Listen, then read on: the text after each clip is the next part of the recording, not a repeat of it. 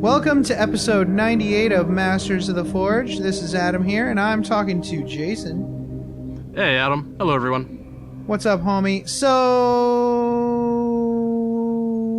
the first item on my list of stuff I did while we were away is I forgot to release episode 97. So that was cool. Thanks to the listener who let Jason know, and Jason for letting me know that I need to release the episode last week.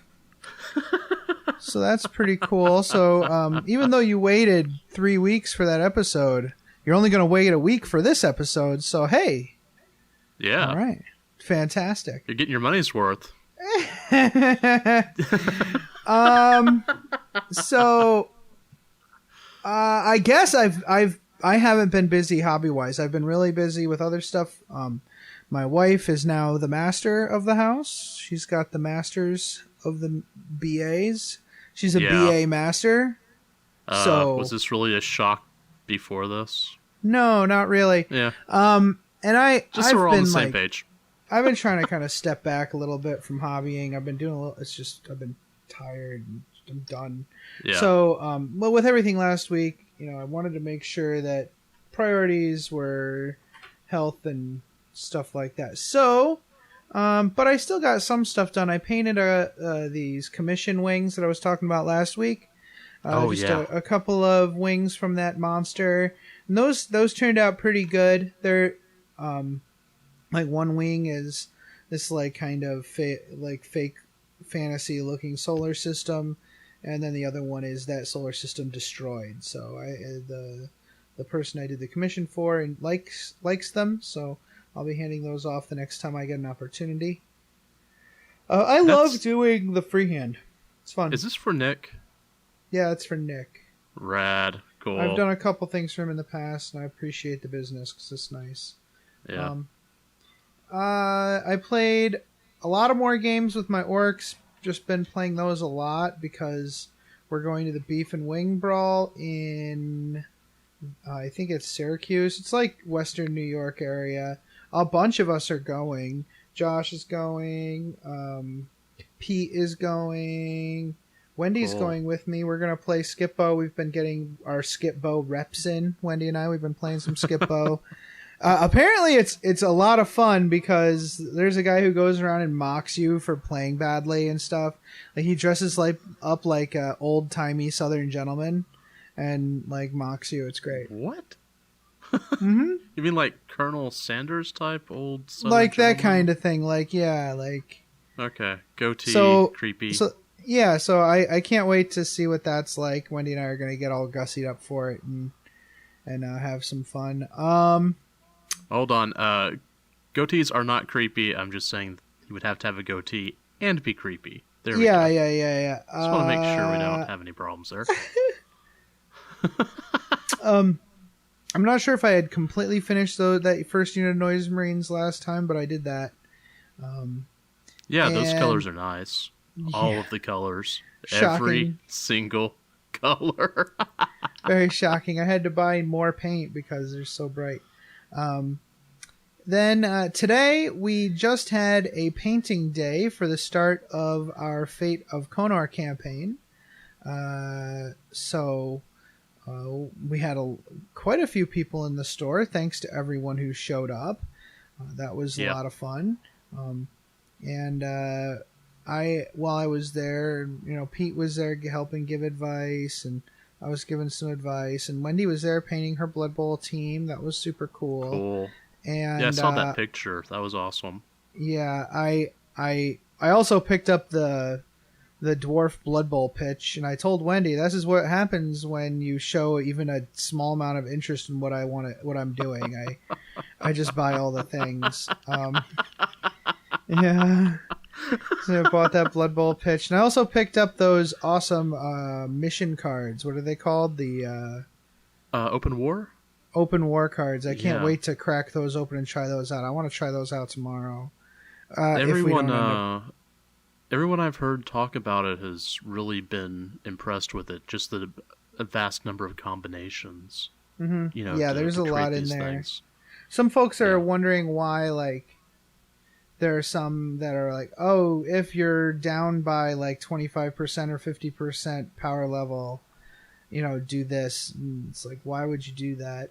But there's some narrative situations where you're going to be outnumbered, so that's what that's for. Yeah. So that was super fun. I started painting that Primaris librarian. I built him and started painting him. And I was like, okay, cool. What am I going to make purple? What am I going to make blue? And he's got like an inner cloak, and he's got an inner robe and an outer robe. Homie has 2 robes. So yeah, I haven't started painting him yet. Yeah, so the outer robe is going to be white and black. The inner robe is going to be purple. And then his armor will be the blue. And shoulder pads will be like the purple like the purple like border and the standard 40. Like I kind of wish I hadn't glued on this librarian shoulder pad on the right. I have a special symbol I'm going to be using for that, so I might do a border around the white robe using that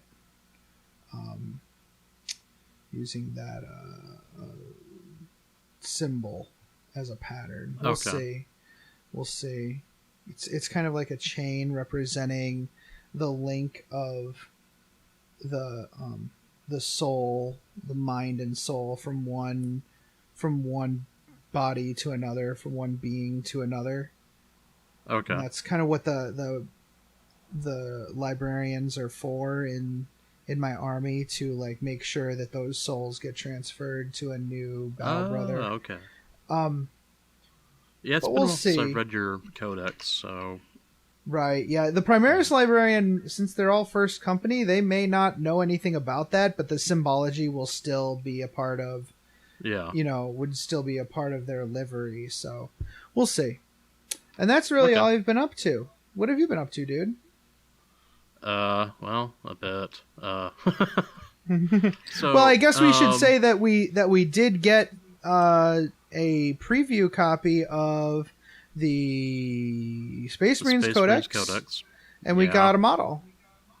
Yeah, we got the Redemptor Dread. Whoop whoop. And I'll talk about that. I've definitely have some stuff to say about that. Positive.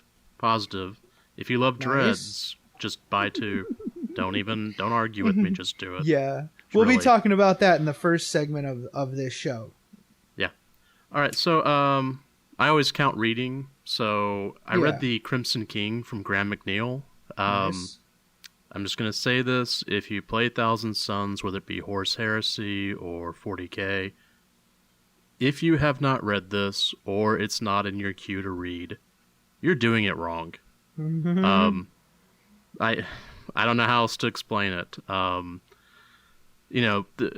Thousand Suns, the original book, or 8,000 Suns, showed that the Thousand Suns at their highest, the height of their powers, they were, almost arrogant. And this book shows them as, knocked down a notch. They're more desperate. They're ready to fight. I mean, it's just a much more interesting book for me. I liked 1,000 Suns, but this book I really, really enjoy. It's a lot more character building, especially for Amon and some of the other characters that are not Magnus or Ahriman. And so that's really nice. You can always tell with me if I like a book or not if I end up building characters based off the ones in the book. So, Graham McNeill, I'm a little annoyed with you because I'm building stuff. Also, Lucius the Eternal shows up. And I haven't really liked his character, how it's been written in the past, because he always kind of came across as like a mustache twirler. But in here, he's actually interesting, so that's really cool. It's something I like about that book. So I finished that. Then I just started reading Angel Exterminatus, also from Graham McNeill. And it's kind of funny that I started reading this because I hadn't planned on it. But it explores, Pertuabo and the Iron Hands a little bit. But a lot of the Iron Warriors, they're really in there a lot. Okay, cool. It's really funny because I was reading it thinking, I didn't even plan on reading this one, and I'm already getting some insights that I really didn't have before. But if you like Iron Hands, Emperor's Children, Shattered Legions, then you should read this one. So that's pretty cool. Building. So I built another Raven Guard dude. He'll be a sword master, and he's actually one of the characters from the Crimson King and Angel Exterminatus. His name is Nikona Shuriken, and he's got some interesting background. He carries dual swords. You know, it says he carries Gladius swords. I pulled 2 Calth box swords, and then because they're only right hand, I chopped off one of the right hands, then chopped off the left hand from a Grey Knight's kit. Well, that's what he had. He had that coming to him. I actually use that Grey Knight kit for bits all the time. Like my Emperor's Children Chosen, I looted at least a couple swords. Halberds are great. The staffs. Oh yeah, the staffs are great. Yeah, they're amazing. And the short swords. The short swords are wonderful. The only problem is that the Grey Knight short swords don't have the baskets that protect the hands. And so that's why I use the Calth ones, because I'm like, well, if this is a sword master, he's going to have that because, he wants to have all of his fingers, or as many of them as he can keep, I guess. So I built him. I just ordered bits to build a Thousand Sun sword master also called Sanacht. And he's actually pretty cool. He was in the Crimson King book. Let's see. So now let's talk about the Redemptor Dread a little bit, shall we? Let's see. Dude, it's a fun build. I talked to our buddy Justin from It Will Not Die, because I think he received one as well, and he got it before me, so he was like, hey, do this. If you do this, this will help that. The legs are much more posable, and so I recommend getting 2. One, build the way it's supposed to be built in the instructions, and the second one you can start doing modifications, especially on the posing, because you can look at it and go, yeah, this works this way, but it's always I like to build the model once the way it's supposed to, and be like, all right, now let's have some fun and start modifying from there, which I think kind of makes me an orc player. I'm not sure, but anyways, I built a scenic base for that guy. I put a pipe down on it because, I want to put, materials. I thought, what I need to do? I need to smash this pipe in, bend it so it looks like he's stepping on it, because it's got to be that's like 5, my 6 favorite tons. Part. Yeah, this thing's got to be immense. So I was like, why am I having him walk on the pipe and the pipe's not bent? Let's just, bust this thing up. So, it's a small detail, but I love this detail so much, so I'm really happy with myself. Let's see what else. This is more technical stuff. You can easily magnetize the arm. There's 2 guns. There's a plasma type gun and there's a Gatling gun. And I just magnetized those and they work perfect. Really quite nice. Let's see what else. Blah, blah, blah. I'll finish painting him this week, and I'll try and get some good pictures, and I'll actually try and share them on Masters of the Forge page. Awesome. Let's see. So that's the building.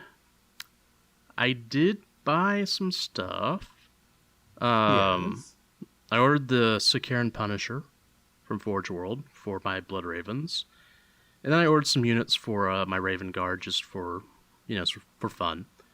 Awesome. That Raven Guard army is now over 2,000 points. Fantastic, dude. Yeah, I'm having a little trouble. I kind of I was really hoping after the orcs were finished that I would henceforth buy units and paint them, but the Emperor's Children have already gotten out of control. And Curran had a bunch of orcs that I just couldn't. Yeah. I couldn't resist. He's like two units of the old 4th edition stick bomb boys, which is each box has 12 boys in it, plus the awesome like metal stick bomb bits, and a unit of old 4th edition Storm Boys, which there's 8 of those in there, and all of that for $50. And I'm like, you have to. I can't not. So now I have more orcs, and I have a full, like almost a full Emperor's Children army to build. Yeah, well, and you know, and we have the repulsor tank coming out, and I'm definitely going to buy one of those. So I would recommend it. I would recommend getting the repulsor tank. We're going to talk about that in a second. Yeah. So what else do you have for hobby progress? Is that it, dude? Just one last thing. Like we said before, we received the codex. It's kind of funny. I've already, I'd written all the notes for this, and I keep going back and reading and checking things, and I'm still finding more stuff. It's just, it's a textbook, and it truly is. And so I think I've caught something, and I go back and like, oh, no, there's one other thing there. So that's pretty cool. Definitely study your codex, kiddies. It'll be a help. All right, cool. All right, so again, it would have been nice to release this the week it was announced, ahead of everybody getting the thing. But I mean, we got to keep to our schedule, and also it's a matter of we get these things literally a week before, so we have to record the episode, edit the episode, and then release the episode. So you're gonna get it the week. You're going to get this episode the day after you probably got your models. So, that's just except for the repulsor. Maybe I'll release it on Saturday instead of Sunday. Maybe that'll be good, depending on whether you can get it edited in that amount of time. I'll see if I can do it. Should be able to. Yeah, I mean, you don't kill yourself because it's not, it's not that important. All right, so we're going to take a break. We're going to come back and we're going to have a quick discussion on the new Space Marines Codex. Hey, mofos. Are you looking for more Warhammer 40k video content? Well, the Scarred Cast posts regular battle reports as well as tactics and strategy videos. Be sure to check out all the cool hobby content for the avid tabletop wargamer. That's Scarredcast, Skared on YouTube. Blood Ravens Chapter is a Facebook group set up and run by passionate fans of the mysterious Space Marine chapter. They have weekly features, regular competitions, and an encouraging community ethos designed to let people get the most from their hobby. Search for + Blood Ravens Chapter + on Facebook using the + symbol if you're a fan or collector of these heroes of the Imperium. Knowledge is power. Guard it well. All right, thanks for listening to those wonderful messages. Which commercial was your favorite? The new one that I'm going to be recording this week. Excellent. So, wait, you're gonna record a new one? Yeah. I guess we can talk about it. There's a Blood Ravens face group page, and I've become a little more involved with it, I guess. I don't know if you could say involved. And they asked me this morning if they could put an ad in. So, oh, nice. That's what you heard. Sweet. I thought I would go ahead. I thought I'd record it because Yeah, well, Blood that Ravens makes total sense. Yeah, that makes. Yeah. Duh. Chopper body spray. Oh yeah. So Best. why don't you guide us through this discussion, because you've read through it. I've got the book. You've got the book, and I'll ask questions and be excited about what you're talking about. How's that sound? That sounds good. There's a lot of stuff in here. Right. So let's go ahead and dive in. Just a note. there are changes in points between the codex and the index. So you will definitely have to get the book. You don't have a choice if you're playing Space Marines. Most of the time, I think the power level, power level has dropped by maybe 1 for a considerable number of units, actually. So let's see. First off, there's a galaxy map. There's always a galaxy map, right? Right. You want to be able to see where you're going. And so this one's very similar to the one in the big rule book, but there are more Marine chapters listed. It's got the Space Marines layer activated in the PDF. Pretty much. Or not the that PDF, was kind of my gripe. PSD. Yeah. Well, that was kind of my gripe in the... not gripe. I mean, it was a concern I had when I looked at the big rule book, but I was like, oh, it'll have more stuff in the codex. And so there's some really, really amusing stuff in there. So the Imperial Fists are southwest of Terra, near the Siren Storm Warp Rift. But they're also northwest of Terra, on the other side of the Warp Storm. So there's a group that are actually cut off from Terra, which is kind of amusing. I see. So I thought that was kind of interesting to see, a first founding chapter that is, or not even a first founding chapter, but a founding legion chapter, whatever, that are, have been split. That's kind of interesting. And the map provides a really nice layout of the warp storms and the parts of the galaxy that are separated by the warp storms. What I did find, which was really interesting, was almost directly east of Terra, there's a temporary rift corridor between Obsidia, which is where the Sable Swords are located, and Ice Fang, which is the Tiger's Argent. So there's a way to get through, but it seems temporary. I mean, otherwise you have to, fiscurate around and, travel around. And as we read in the book later, a lot of the Crusades, the Indominus Crusade in particular, was really only successful because they were taking short warp jumps, because the Astronomicon kept flickering in and out. So, let's see. We'll talk a bit about lore. There's a lot of lore stuff. The timeline now includes a short blurb about the Beast Arises. Yay! Nice. We also have, not much though. I mean, it's a paragraph, and that was 12 books. So there's that. There's Gilliman's Awakening, the Great Rift, a little paragraph on the creation of the Primaris Marines, and the defense of the Shrine Worlds, which is an interesting topic. Oh yeah, the first. What's give me the short and sweet. All right, so various Shrine Worlds that are very important to the Imperial cult are under attack by both demons and word bearers.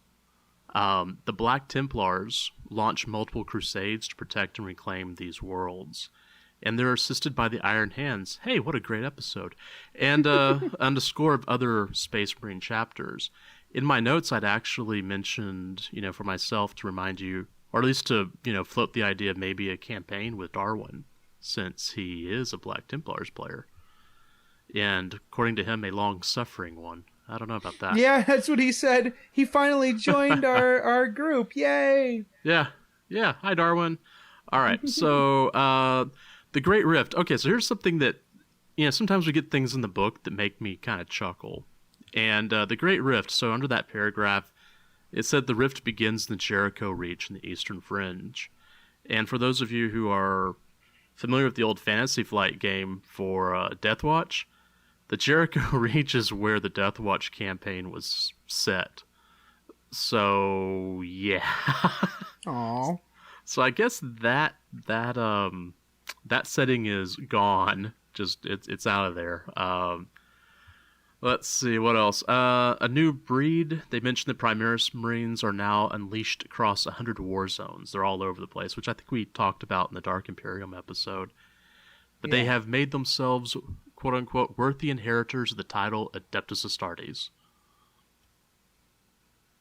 Okay. Let's see. Then next up, Then we have the Indominus Crusade. Background lore on that. It seems that there are multiple expeditions that were launched to explore the galaxy after the Noctis Aeterna. And Sensible. the Indominus Crusade... Yeah, the Indominus Crusade was the one that was the most successful. There was a few others. There's the Aquila Crusade, which was successful. The Reviler's Spearhead, which was successful. And then there was the Charon Crusade, which was quote-unquote ill-fated, but when you name your crusade after the boatmen on the River Styx, do you really expect it to be a good thing? I assume the Charon Crusade attempted to cross the Cicatrix Maledictum. Unfortunately, they didn't say much except that it was ill-fated. I saw the name and started laughing because, really? I mean, did you expect anything else? Yeah. I assume they tried to, like, oh, I bet we can get across this. Yeah, and... Aw. So, during this Indominus Crusade, that's, the Astronomicon is flickering sporadically, and the way that the Indominus Crusade survives is by just taking short jumps to the warp. There's a lot of history about the Indominus Crusade in the book, and I wasn't about to go into all that, because we'd be here all week. So that's kind of the historical stuff on the timeline. We then go into sections on what I like to call chapter chat. Yeah. So, which chapter do you think is first? I'm gonna guess the Revilers. No. Keep going. The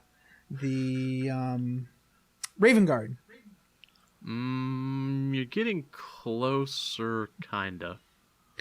Star Eagles. They added my chapter to the book. Sorry, dude.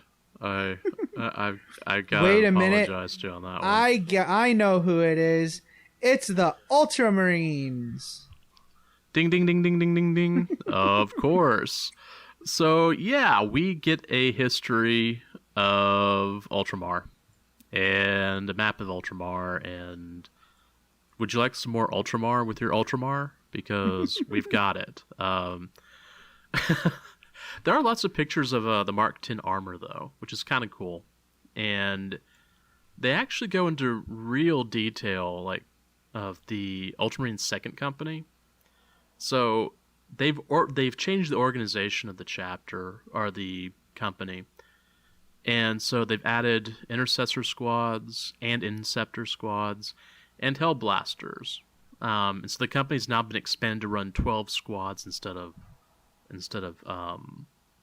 10, although a few of them are 5-man squads, so it's still, I think, 100 Marines, mostly. Mm-hmm. They also have a timeline, the Ultramarines, because why not? And they've got the Plagues of Ultramar, which we talked about in the Dark Imperium episode. Here's the thing that I found the most interesting, and we'll talk about this for all the chapters, is the successor chapter information. That I find more fascinating. So there is a new chapter that is Primaris Marines for the Smurfs, and it's called the Fulminators. Now you're going to like this, or I hope you like this. I think it's funny. It was one of the first Primaris Marine chapters, and it was created in M31. They've been in stasis for 8,000 years. I don't know. That's well, yeah, and in the novel, a lot of the Primaris Marines do discuss, like, I've been being conditioned or trained for like 10,000 years on combat, and you expect me to now learn statesmanship? Like, is that? Yeah. I have to be a politician now? Even you could have helped. You could have, we had 10,000 years to train me how to do politics. Instead, I'm getting a crash course. Did you ever watch the movie Demolition Man? Mm-hmm. Yeah, where they basically put these guys in stasis and then, like, just teach them how to, like, knitting. knit. Yeah. Where's our squad devoted to knitting? I want to know. Fulmination is an expression of vehement protest, a violent explosion or flash like lightning. Well, they've been in stasis for 8,000 years, so I'm sure that someone's got to hit the restroom. Sorry for the potty humor, everyone. Especially after the Golden Throne, right? Yeah, the title of episode 97. All right, so Genesis chapter. They are actually according to the notes, they are the first to seek out Robo G after his return. So he comes back, and they're there, dude. We then had the Black Consuls, who had been mostly annihilated until being reinforced by the Primaris Marines. So if you're running Black Consuls, there you go, buy some Dark Imperium boxes. The Praetors of Orpheus, according to the notes, they follow the codex with rigid precision, and so they adopted all the changes in the codex without question. You know, Robo G changed it, and they're like, cool, can we have some more? And then Scythes of the Emperor, which is a really interesting chapter. They've had a couple of books written about them. They were almost annihilated by the Tyranids, and I think they were like almost completely wiped out, but they have now been reinforced by Primaris Marines. There are a few other successors mentioned, but they weren't as interesting as these 5. So that's the Ultramarines for you. Then we have White Scars. Yay! All right, so White Scars. I wonder if people are just going to take White Scars for their narrative instead of for like free awesomeness. That would be nice. I like the White Scars. I thought that the chapter was kind of fun. And I do run bikes, but the only issue I have with the White Scars is I really don't like their logo. I've got a billion decals, so it wouldn't be a big deal, but, I think I'm confident to paint white now. I don't know. Anyways, their history. Their chapter master has gone missing after a battle, so who knows who the chapter master is? They do receive Primaris Marines, which kind of shocks me because typically they're detached from supply lines. Like, the supply lines come looking for them, and they've already wandered off to 2 or 3 other war zones. And this goes back to the Horus Heresy. So I was kind of, amazed that they actually were able to get some Primaris Marines. Let's see. We have, for them, the Storm Reapers as their successor chapter, and is comprised only of Primaris Marines. What did I write there? Color scheme, white and black. And the iconography consists of an axe with 2 lightning bolts, which I've seen that decal before, but I just don't know where it is. That's cool. But it's... Oh, the axe with lightning bolts? Like, there's one... I forget where it actually is, what it's actually for, but that is like one of the generic ones on the Space Marine. So I think it's on the generic Space Marine decal sheet. Okay, if it is, then hey, there you go. I've used it. I've used it for my Imperial Knights. For anything that's like Troops Choice, I have that on there. I think I've done the same thing. Now that you mentioned that sounds really familiar. One thing I wrote about the iconography, it's less cartoonish than the White Scars iconography, which, let's see. All right. Imperial Fists. Are y'all ready? There you go. Okay. So, post Indominus Crusade, this is part of their history. They attacked the Iron Warriors. Anyway, on one of their newly fortified planets. And then they lay waste to the Iron Warriors, pretty much. Just tear them apart. Aww. My other note here, the Imperial Fists have been fighting the Iron Warriors since the Horus Heresy. That's kind of their main rivalry. And I'm reading the Angel Exterminatus, and they're battling over turf then also.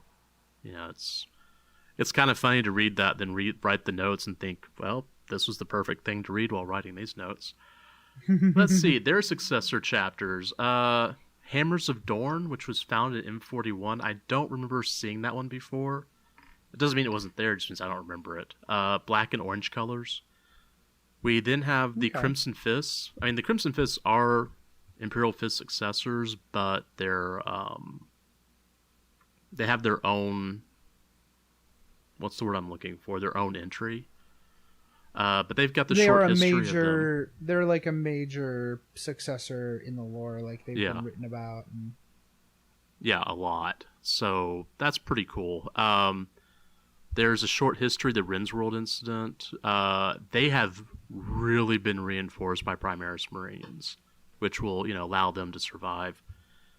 And then, who's the next successor that everyone cares about? Well, maybe not everyone. The Black Templars. And it goes through their history and heraldry. It does go through and give kind of a description of their crusade organization for the Aurelia. Well, it's not Aurelia, it's, I don't remember, Adila.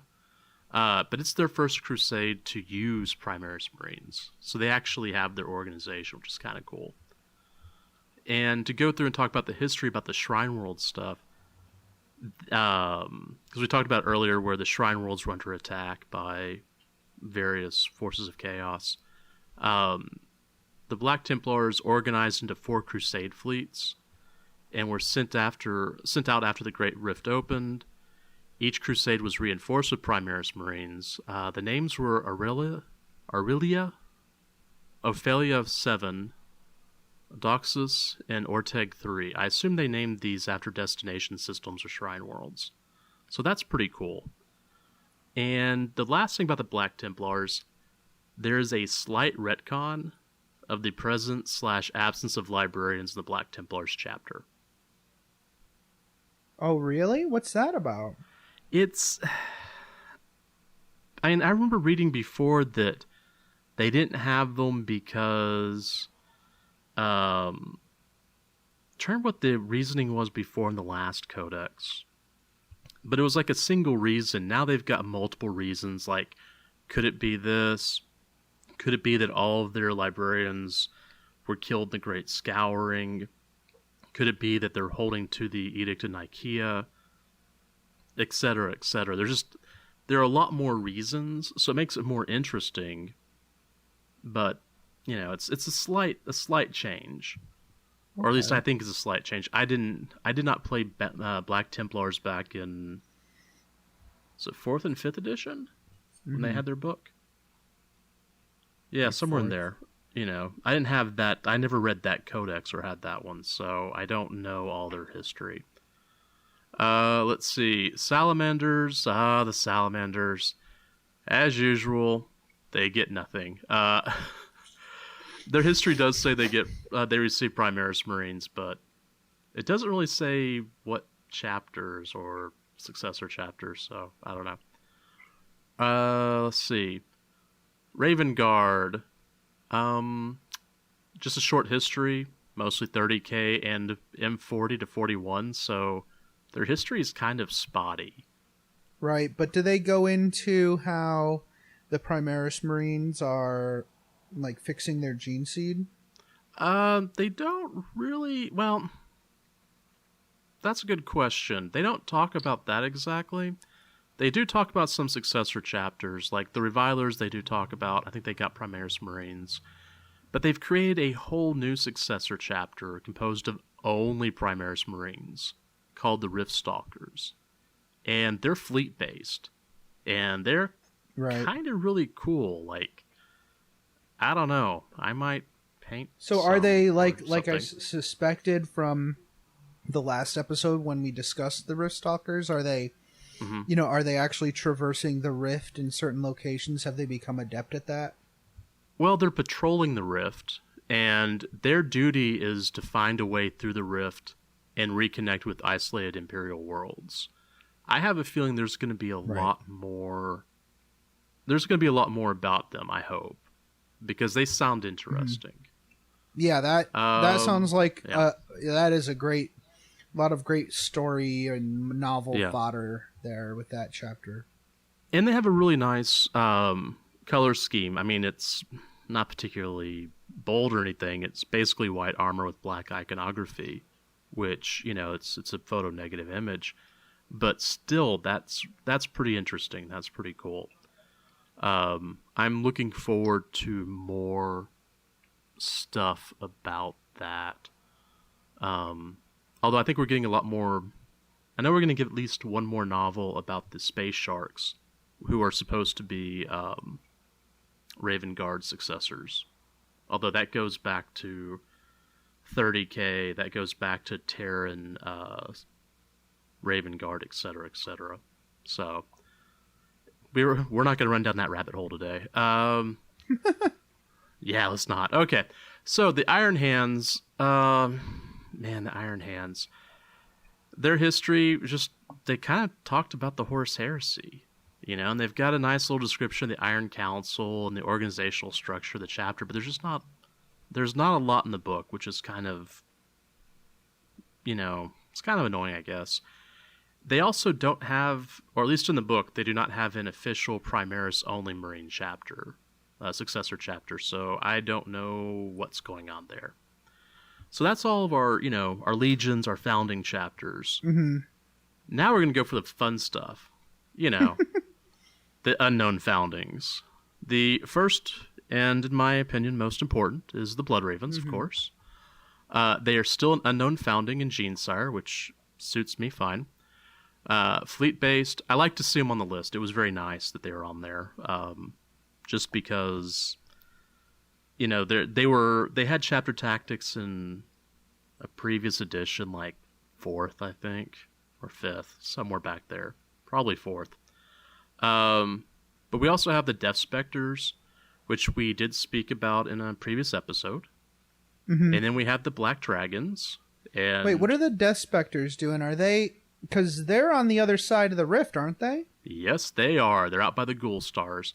It does not talk about what they're doing. That makes sense, though. Yeah, I'm trying to remember who used to write about the Death Specters. I know Steve Parker was that guy, but he hasn't written anything for Black Library in a few years, so I don't know what's happening there. Right. We have the Black Dragons, which we also talked about in our, first 2-3 episodes? So, yeah. It doesn't say much about them. There's the Exorcists, which I need to give a shout out to Mark. Hi, Mark, who runs the Narrative 40K Facebook group and runs the Exorcists. Oh, hey, check it out. They also had the Mentors. Yeah. Nice. A lot of people love the Mentors. And yeah. Okay, yeah. So according to the codex, they are a possible Raven Guard successor. This is actually in the book. It says they think they might be Raven Guard, but they don't know what founding it is. So that was kind of interesting. That's kind of weird. Like, I don't understand, like, stuff like that, because wouldn't it be kind of obvious if you're a Raven Guard successor? Yeah. Like, you think your the black pale eyes, skin? pale skin. Right, yeah, so that's weird. Yeah, that you would think that would be the first thing that goes off. And that was kind of the thing I'm wondering about the Rift Stalkers as Raven Guard successors. What's happening there? But, that novel's going to be given to someone to write, so... Hopefully we'll see it fairly soon. Maybe even Guy Haley is going to be writing it. Maybe? Anyway. Alright, so after all that history, we then go into a long discussion, or not long discussion, but the chapter ranks, which I found kind of interesting. It was kind of like, here's your commander, and a commander could be like a chapter master, or a captain, or the new... recently returned lieutenant rank, which is kind of nice. And they've got histories on each one of them and descriptions. The nice thing is that we have the lieutenants, which was implemented by Guilliman, and they're supposed to be in charge of the demi companies. What do you think about the lieutenant rank? Do you think anything? I think it's well, I mean, I love the models. Yeah. And I love, and like I was saying in a previous episode, I feel like the lieutenant ranks are great for storybooks, like for novels, because a lot of the time, readers don't always want to hear about the heroic exploits of the most influential Space Marine commanders. It feels a little bit like getting in the head of a demigod. People would rather hear about a normal, like as close to a normal person as you can. But that way they have a chance to grow, and you actually are concerned because let's be honest, like until like the end of 7th edition, like going forward, they have models for Captain Sicarius, right? Yeah. So are they going to kill Captain Sicarius? Probably not. So there's a little bit of difficulty in telling an exciting story with those characters because they're not going to die. They don't have any risk. Where you can have someone who's, you know, who's new or someone you that the author makes up who can be cool and grow and get promotions or whatever, or who could possibly die or whatever. And that makes for a more exciting story. And I think the lieutenant grade guys are good for that. They're ripe for that kind of storytelling. Yeah. And, you know, if you're kit bashing or whatever, you know, I like this added rank a lot because it allows me to customize minis and models a lot more. I have 2 dudes in 2 minis that I've kit bashed that they're not sergeants. I mean, you look at them and like, no, that's it. They're a little too quote unquote gussied up to be sergeants, but you know, they're not really honor guard or command squad. So these could be, you know, lieutenants. That'd be, you know, they're just underneath captain in how much bling I've added, quote unquote. So, but yeah, after the commanders, you know, you have some pages on librarians and chaplains, apothecaries, the chapter command, and the company command, and basically kind of everything's been moved around. You know, you now have something called battle line squads, which are the intercessors and attack squads. Then you have close support squads, which seems to be about everything else almost. You know, such as Inceptor squads, that's under close support, as well as Reavers and assault squads and bikes and whatnot. Then there's a new grouping called fire support squads, which consists of the Hellblaster squads, the Aggressor Squads, Dev Squads, and Centurion Dev Squads. So these are going to be your, you know, your shooty guys, your heavy weapons. Mm-hmm. And you're going to find this interesting. At least I found this interesting. You may not. The Hellblaster squads are just plasma only. Like, they've got different type of weapons, though. You have a assault plasma incinerator. I'm not giving numbers on this, guys. I'm just telling you what they do. They're lower strength, but they're assault, so they're a little bit different on that. Then you have the heavy plasma. Them on the move. Yeah, you can use them on the move. And then you have the heavy plasma incinerator, which is kind of your old plasma gun. You know, it's heavy, so if you fire it and run, you're going to take or you move and fire, you're going to take a bit of a hit. But much higher strength. Actually, it's higher than plasma has been in the past, without being supercharged. Mm-hmm. And then this is, you know, we also have plasma incinerator, which is the rapid fire. It's medium strength. I think that's what the Hellblaster squad in the Dark Imperium has. Mm-hmm. And so I found that pretty cool that, you know, they've gone through, they've moved the Gets Hot special rule, which I detested. And now plasma's everywhere, you know. It's like Oprah. You get plasma, and you get plasma. So, okay. Aggressor squads, those are the Termies, which is kind of nice. They're more mobile than Centurions. Now, here's what I found fun. There's actually a note in the codex saying that the Salamanders have incorporated these squads in their chapter with no reservation. Because they basically run a flamer gauntlets. They're, you know, they're like Salamanders, they're just burning everything, which is kind of cool. Let's see. And then we have the overall blocks, veteran squads, dreadnoughts, scout squads, tech marines, transports, etc., etc. And then you get to the individual histories of the known HQs, which is kind of nice. So that's pretty much the lore. That's the new stuff, and that's a significant portion of the book. We then get to the rules, and it's similar to previous codex. It contains the HQ and unit stats. It's kind of in the same order where you go through. I think it's HQs, then elites, then troops, etc. Each entry is close to or similar to the Imperial Index. Power levels are on each individual unit entry, but points are not included in the entries. So, and that's pretty cool. I'm really liking the power level stuff. The more we look at it, the more games I play, the more times I build lists, because it allows me to be more WYSIWYG, I guess. Let's see. So after all the rules, then you have, of course, your armory, the Space Marines. That's where the weapon stats are. It's not in the back of the book, so get a bookmark. I'm adding a post-it note to my copy because I'm not going to remember that stuff. I mean, seriously. We then have chapter tactics. Go ahead. No, I'm actually I'm trying to remember to ask you something at the right time. Go ahead. Okay. So we have chapter tactics. These were discussed on the Warhammer community page, and they were shown there. So you've got, I think, sorry. Go ahead.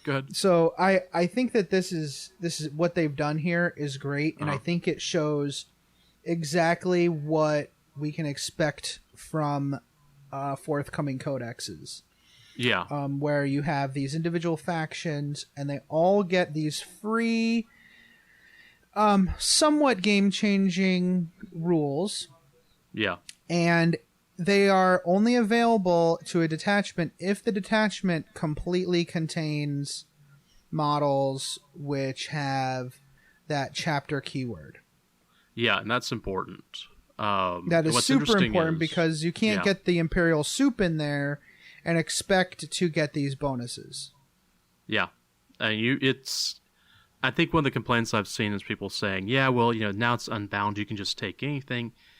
Yeah, you can, but you don't get certain bonuses. Like, if you want to get a bonus for having, Ultramarines, everyone in that attachment has to be Ultramarines. Period. You can't just say, hey, here's Space Santa, he's my Inquisitor, and it just doesn't work that way. So to get some of these extra bonuses, you have to keep as many keywords as possible together, which is good. I think that's an interesting way to put it. It's not always narratively the best, but to be perfectly honest, you can just put together a patrol detachment and jam in anything you want, or the elite detachment, which I can't remember the name of off the top of my head, but you know what I'm talking about, right?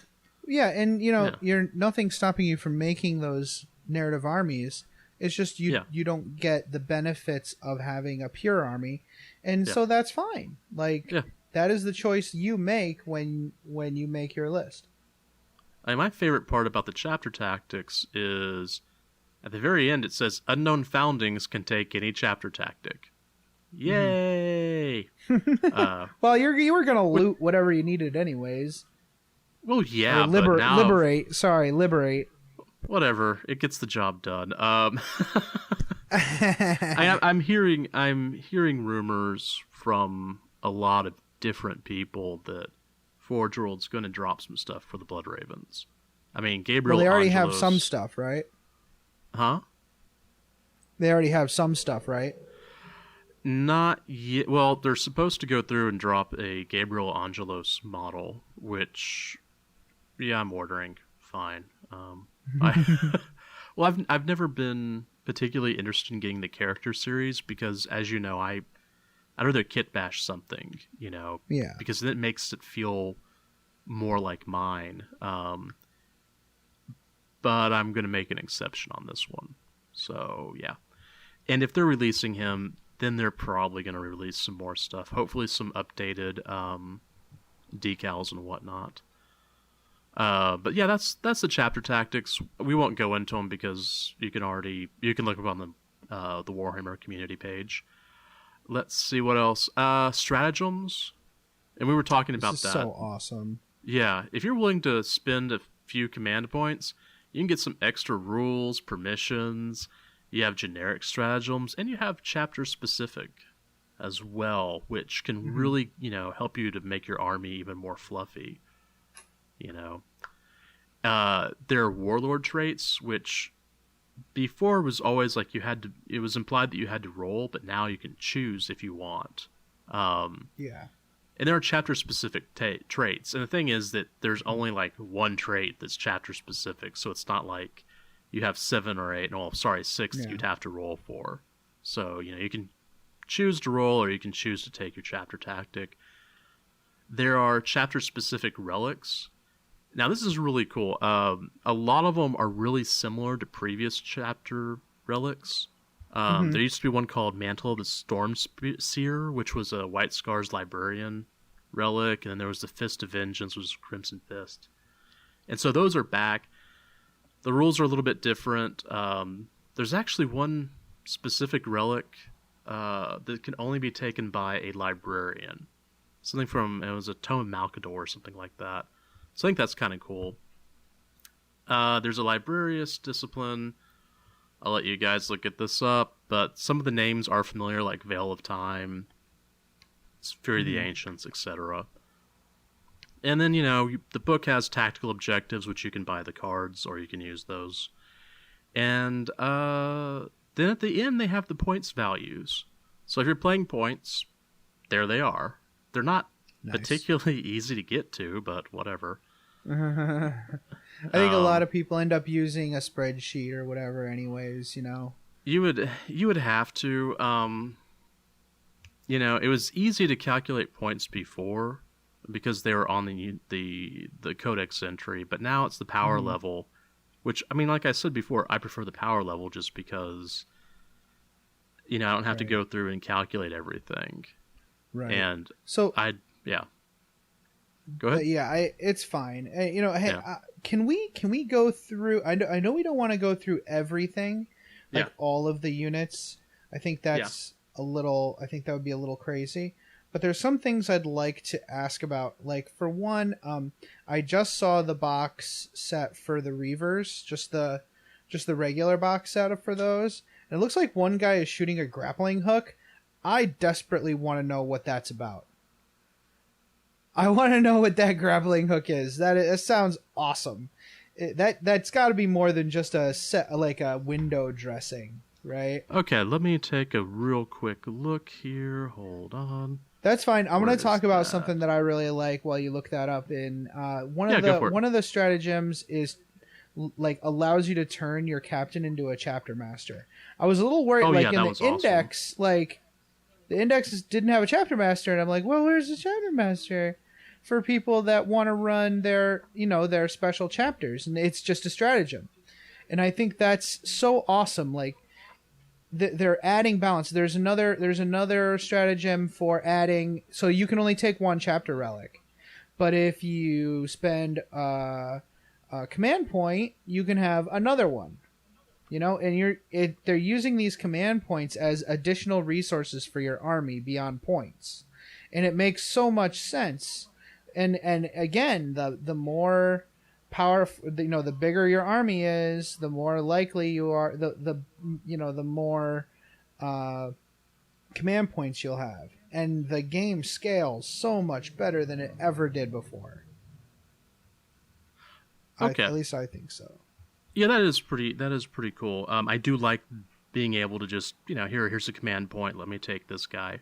Or here's another command point, I really want this relic. I think that's cool. And again, it adds so much for narrative gaming. Like, I feel like with our narrative missions and stuff, we're going to have more and more flexibility when it comes to just, spend, like, especially like a lot of the narrative missions right now, it's like, spend 2 command points, add more sentries for the for 2 of the narrative missions. So it's like, it could be something like, you want to add more reserves to your army, go ahead and spend 3 command points to add another unit have another unit in reserve to back you up. Yeah. Stuff like that, it just opens up so many possibilities for storytelling. Okay, so on the Reaver squad, they... Alright, I won't go through and give stats. Alright, all models in the unit may take a grapnel launcher. When models with the grapnel launcher move, do not count any vertical distance they move against the total that they can move. So That moving is vertically so awesome. is free. That is so awesome. That's so fluffy for that unit. Oh, it gets better. Okay. Can you get over here? With get over here. Wow. Okay. Now there's some at the end of any of your movement phases, this unit can join the battle, set up within 6 inches of a battlefield edge of your choice, and more than 9 inches away from any enemy models. So you can just come in on any battlefield edge, essentially. It's got like the old outflank. It's like outflank, except you can pick like Snickrot's outflank, except with that 9-inch. Yeah. That's so cool. Yeah. That is so cool. That is a good one. So yeah, that grapnel, the Reavers. I mean, one of the things I wrote in their notes, but that I didn't actually mention was, they're basically really nasty scouts. Right? Are they troops or are they elites? They are elites. Okay. Yeah, they've got the elite mark. But still, they remind me a lot of scouts. I need to get some more Inceptors so I can fill out a battalion. Are Inceptors can Inceptors are they just 5 guys, or can you take more of them? Inceptors are the jump pack guys, right? No, the I think intercessors. Intercessors. Oh, intercessors. Those guys, I think they're a max of 10.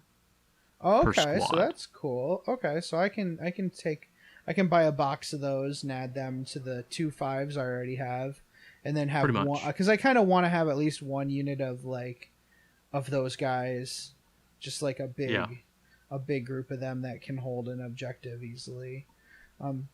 That's cool. I don't want to get too much into the rules, obviously, because we're already at like an hour for this episode. But do you have like a favorite thing that you've got going on in the rules right now for units that you want to add to your Blood Ravens? I mean, clearly you've already got a Redemptor Dreadnought. Well, the Redemptor was the there's that.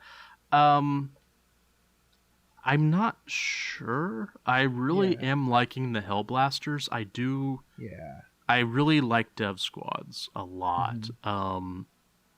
And so that really kind of speaks to me. They seem very flexible. Like Plasma now gives so many different choices as to what you want to do with it that it makes them super flexible, which Space Marines should be flexible, right? Well, the thing is that the way that squad is built up, whether it can take like assault plasma or, rapid fire plasma or heavy plasma, is actually closer to the way that the Horus Heresy game plays. Because you can take a tactical support squad, which would be, the assault plasma, or a dev squad, or, various flavors of this. So it reminds me a lot of that rule set. Mm-hmm. And I like the way you can build troops and whatnot and lists in Horus Heresy quite a bit, because it's very flexible, and this adds a more flexibility that really speaks to me. So yeah, I like that group. Nice. I like quite a bit. So I also really like. I mean, I said it before. I like the lieutenants. Yeah, I really do like that idea, because it allows me to kit bash to my heart's little desires, And it means that they don't have to be honor guard, which honor guard are fairly cheap, but they do pull up an elite slot. I'm not going to say the numbers, but they are really inexpensive. Mm-hmm. To the point that I almost wonder if they're cheap on the power level, but if you start looking at the points, they're more expensive. I have a suspicion that might be something going on there. So, yeah, for me, I love the grav tank, the repulsor. It carries 10 Primaris Marines. I can't wait to put a unit of intercessors in there, or a unit of Hellblasters in there, maybe with the assault version of those. Yeah, I think getting like 2 tanks, another unit of Hellblasters, and another unit of intercessors, and I think I'm good for like a Space Marine army for right now. That'll be a good 2,000 points. The fact that it can fly, that's one of the problems with the Land Raider. You need a good screen of men in front of it to keep it from getting tied up in combat. So I think that the flying is cool, and I think it really invokes the new sense of lightning warfare that the Space Marines have always kind of meant to be representing. And especially for my Star Eagles, a lot of their combat doctrine is this lightning strike warfare, this kind of mobile hammer and anvil, and I think that tank is very much going to represent that, especially since I can't put Primaris Marines in drop pods, so at least I don't think I can. So I think that works. I think that works even better than the drop pods, where a lot of the time the drop pods were just a cheaper way to do stuff that the Storm Raven could do. So the grav tank is very much going to be a replacement for that in my chapter. So I'm looking forward I see a lot of people getting it. Reading the rules right now, it has a lot of DACA, a lot of shooting. So what's the power level on that sucker? 16. So we're talking like 300 something points. Yeah. So that's 2 of those is going to be a quarter of my army. So it's only fair. It's only fair that it should. It's only fair that it should be that much for what it can do. So I'm looking forward to playing with that. I think it'll be a lot of fun. Not sure where I'm going to slip in that hobby time, but we'll see. I don't know. All right, so that's a lot of fun. Is there anything else you want to add to this discussion? I think we're pretty good for now. There's a lot of cool stuff in here. There's a lot of nice pictures. I mean, I'm really happy to get this book because there's a lot of things in here that as I'm reading, it's been like, oh, okay. And it gives me a chance to kind of have some ideas about what's going on. It also puts me under pressure to be able to talk about them, so I'll learn the codex a little bit faster. Nice. So, yeah. So if Games Workshop continues their behavior of sending us 1 pack of these per release, I think when the Death Guard come out, we'll give those to Pat and we'll have him back on the show. He was pretty good on the show. We had a good conversation. So we'll hand those off to him and we'll make him read and build the model in a week. And come on the show and talk about it. And when Grey Knight shows up, then Skip will have to do the same. And yes. that will entertain me. And I think I'll keep the Chaos Space Marine one when that comes, and I'll talk about my Emperor's Children. So I'm looking forward to this. This is pretty nice. So we're gonna have some more people on here to harass. That'll be awesome. Yeah, that'll be super awesome. I can't wait. Yeah. Oh wow, this could be so much fun for us. For us. So all right. So stick with us. We're going to come back and we're going to talk about the Iron Whatevers. I just want to invite you to Frayed Paintbrush Hobby Progress Facebook group. It is a positive group set up to motivate us to hobby and then share it with all the other members. At the beginning of the month, post up your monthly challenge on the page, and then at the end of the month, you post the completed work for all to see. No pressure, just fun among friends. Once again, that's Frayed, Frayed Paintbrush. Hope to see you there. Hello, everyone. The Masters of the Forge is now a proud member of the NPC, the Narrative Podcast Consortium. Our aim is to inspire your hobby through the rich lore of the 41st millennium. If you enjoy our podcast, then make sure to check out these other awesome shows where you can get coverage on campaigns, Black Library, and all kinds of general topics of the 40k background. The NGC 40k podcast also provides in-depth campaign coverage, audio dramas, and free-flowing narrative campaign creation. The Adeptus Terra podcast also features in-depth discussions of the lore and commentary on the hobby. Oh, and sexy English voices. Oh, yeah. The Masters of the Forge brings the world of 40k to life on your tabletop, with discussion on the lore, backed up by narrative-themed rules and battle reports. Of course, this is only a fraction of the topics covered by the podcasts of the NPC. Please tune in to find out more. Thanks for sticking with us. We actually stopped and took a bit of a beverage break there. Yeah. Had to happen. These longer episodes are a little hard on the butt.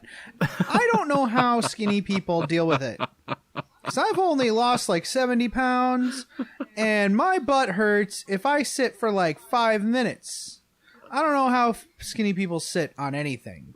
Like phrasing? Right. Yeah? So we just got drinks. Yes. Jason, what's on tap tonight? Well, as you may have guessed, it is hot here, as usual. So it's back to, the old standby water, because it's easier for me to read if I'm not time traveling. What about you? Understood. Well, I have a Poland Spring water Ooh. from straight from the Maine, the state of Maine, Yeah. which is nice. However, I went and I dropped a packet of sugar-free lemonade. Oh, very nice. In my bottle of water. So you may ask, why wouldn't you just get it from the tap, Adam? And I will say, Ooh. my town has very, very low taxes. Let's just put it that way. So here we go. According to my water bottle. This the crux. Hold on. According to my water bottle, it looks as though my water is coming from Monterrey, Nuevo León, Mexico, which is kind of cool. Mm-hmm. It has been to a city I have not been. How very annoying. Okay. I'm offended. Okay, go ahead. So the crux of this episode was to... A lot of the time you're like, Iron Warriors, Yeah. Iron... Okay, the Iron whatevers. Yeah. So that's what this is about. This is about kind of demystifying the differences between the Iron Warriors and the Iron Hands. Now, true lore buffs will look at you and say, well, they couldn't be any more different. And the rest of us will say, well, why don't you tell me how different they are, jerk? So here we go. We're going to tell you how they are different and how unique they are. And instead of like going, okay, we're going to talk about the Iron Warriors. Oh, now we're going to talk about Iron Hands. Instead, we're going to go point counterpoint by each kind of category. Okay? Cool. So it should be fun, or you're going to want to hurt yourself when we're done. Whatever. I mean, I guess that's what everybody here is signed up for, right? Like you get what you paid for. The lore discussion. You get what you paid for. Yeah. So let's start with the foundings of these chapters. The Iron Warriors are their gene seed is very resilient and adaptable. Like for some reason they were the chapter that grew very quickly, had a lot of dudes. I was talking to Phil about this today, actually. And I think, and he agreed with my assessment that the Iron Warriors are kind of the Death Corps of Krieg of the Space Marines. Yeah, I'd agree with that, actually. Yeah, they were deployed in very large numbers during the Unification Wars, especially compared to other chapters, and were very instrumental in the conquering of the solar system. And for their great deeds, they were awarded with some of the most advanced technology available at the time. And they were because of their numbers, they were broken down into several expeditionary fleets at the start of the Great Crusade. That's interesting. That's actually really interesting, especially when you start looking at some of the history of the founding chapters and the two quote-unquote lost chapters that everyone assumed were just folded into the Ultramarines. Interesting. Okay, go ahead. Sorry. No, that's the Iron Warrior. Oh, yes, it is, isn't it? Sorry. Clank. Yeah, probably. Yeah, you're right. We probably do need to highlight our notes. All right. So, during the Unification Wars. Are you sure? Are you sure that's just water? God, I hope so. I've got to drive later. Okay. Of course, I can always pawn that off my wife. I'm sure she won't mind. So, anyways, that's what I do. Yeah. So during the Unification Wars, the Iron Hands were utilized as a calculating and disciplined fighting force. They excelled at special operations in a varying array of conditions. The fact that they were mustered from proud, warlike cultures shaped the Legion's mindset early on. I did not know this. This is new. This is interesting. One of the things I find really cool about some of the later Horus Heresy stuff is the Shattered Legions idea, and that fits with the Shattered Legions. Yeah, and as we get to start talking about like where the Iron Hands come from and like what their founding, what their chapter world is like, you get a really good sense of why they are the way they are. I don't know what came first, the chicken or the egg there, but it all works, at least in this final form. So let's talk. Oh, yeah. I was reading the notes earlier and reading through some of the stuff we have, and I never really found them to be. I never found the 40k Iron Hands to be completely interesting at times, because I think there just hasn't been enough stuff written about them, to be honest. But the more I read about them, they've been very much like bleep blorp. We are robot marines. Bleep blorp. Yeah, the whole flesh is weak thing is just kind of. I think it's been beat to death. I don't know. It feels very much like it's a drum beat, like I don't know. It's like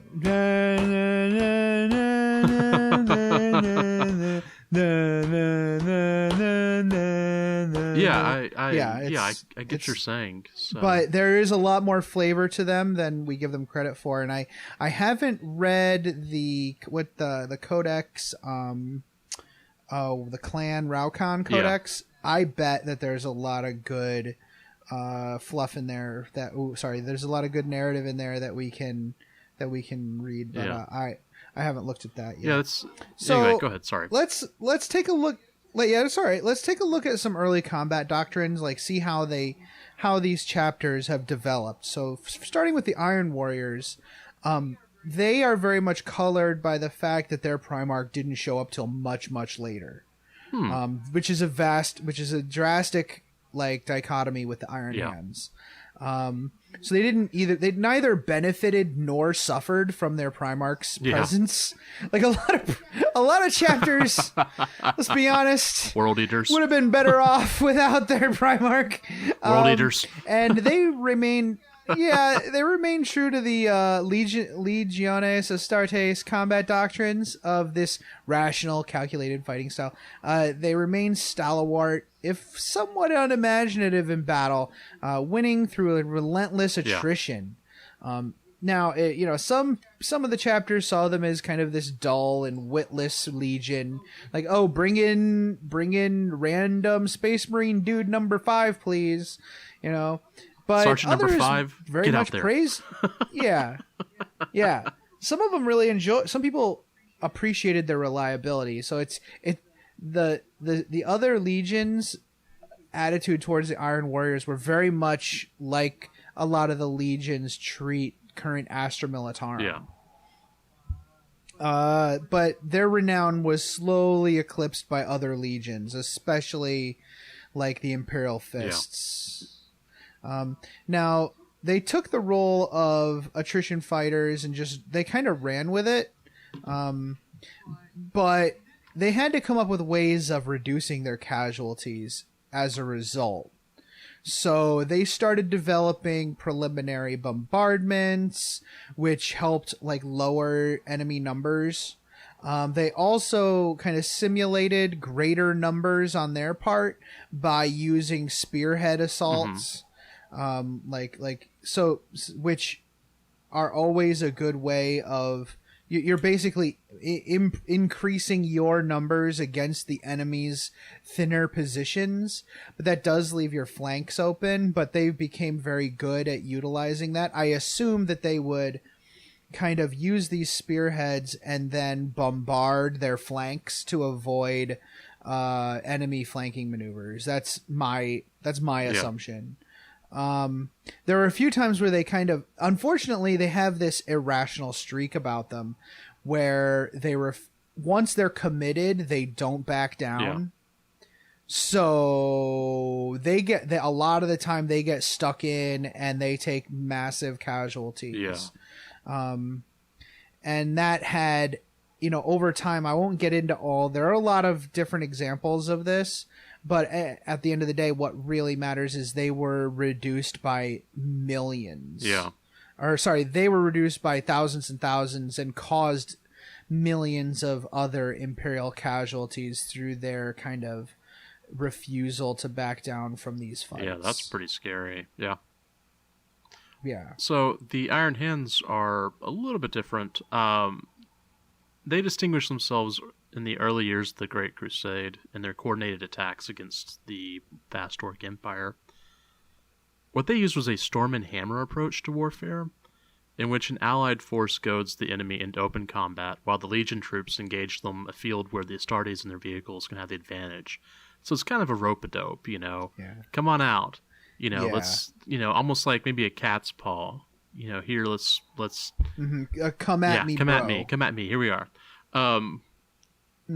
It's interesting. Yeah.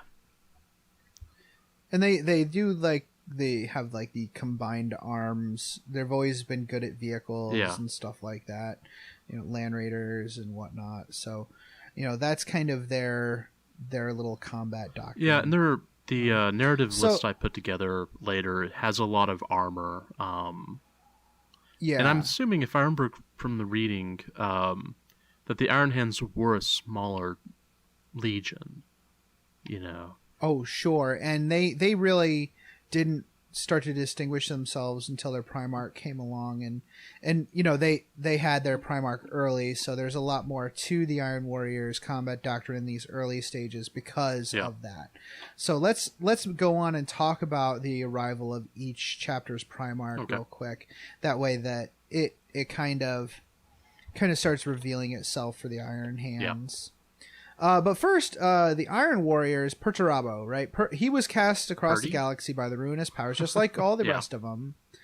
He ended up on the world of Olympia, which is this mountainous world of warring factions. He was cold, aloof, and kind of possessing of this dark and brooding demeanor. So he was very spooky noodle. Though because of the terrain of Olympia, there were a lot of these bastions and walls and natural defensive positions. So he learned a lot about siegecraft on Olympia, and he got very, very, very good at it. And interestingly enough, he's so kind of this pragmatic guy that when he learned of his actual paternity, he instantly kind of accepted the Emperor and took his place at the head of the Legion, kind of leaving other leaders in charge behind. That's interesting. Yeah, it is interesting. And some say he kind of knew ahead of time somehow. I mean, I guess it doesn't matter. The fact is that Perturabo was... He's very pragmatic, and he's just like, okay, yeah, well, that makes sense. I had no doubt that I was that I was special in some way. Like, I'm not one of your sons. You guys are a bunch of idiots. So, once he assumed his role, he immediately ordered a random 10% of the Legion to be beaten to death by their own comrades. Wow. Okay. Yeah. So it wasn't like their failures, their individual failures in battle that he did this. Like, it wasn't, oh, you lost these casualties or you did this poorly. No, it was for the failure at having not reached their full potential, which is probably the worst case of I'm not mad, I'm just disappointed in 40K history. Like, good, not passive aggressive. Seriously, just a random 10%. Yeah, it's like, oh yeah. So Guilliman, for one, was, as one might imagine, quite taken aback by this. He was actually quite disgusted by what happened. But as a leader, he was really intelligent, especially in regards to learning and absorbing technical skills. He always saw battle as like this puzzle to be solved, or a knot of strategy to be unwound. But just like his sons, his desire to unwind this puzzle made him very ruthless in the middle of combat. Like he would not back down from a fight. In proving that there's something to the gene seed of these chapters that makes them act the way they do. They're definitely their father's sons. Yeah, this really shows up in the Angel Exterminatus book, because the beginning of the book. Mm-hmm. Oh, sorry, spoilers. Okay, I had to do that. They're at the beginning of a siege, and it kind of talks about where his sons, his Space Marines are thinking, how do we go through and break this siege? And there's various, captains, I guess. They were captains. They're coming up with different ways of how to do this, how to do that. And, listening to that, reading that makes me think, oh, yeah, that's where this is coming from.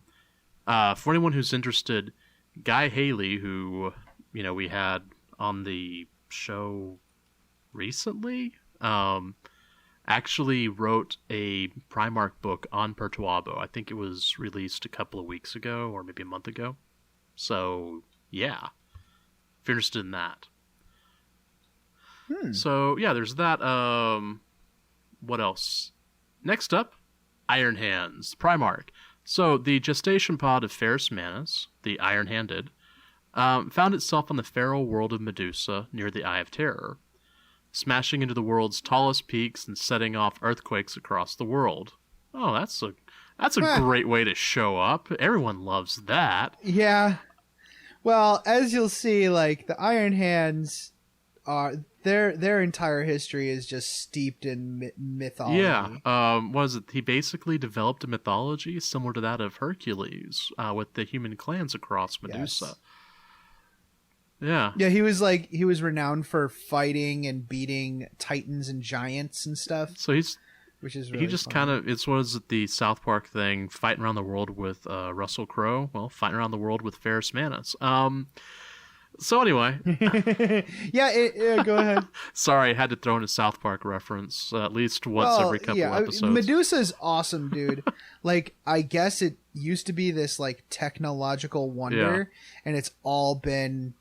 Something happened on Medusa that messed it up real bad. So I have no doubt that he did fight giants, but I doubt they were flesh and blood giants. Ooh, okay. Yeah, I'm gonna have to start reading. I have not read a lot of stuff about him just because, my introduction to him was, hey, look, here's Istaman 3, off with your head.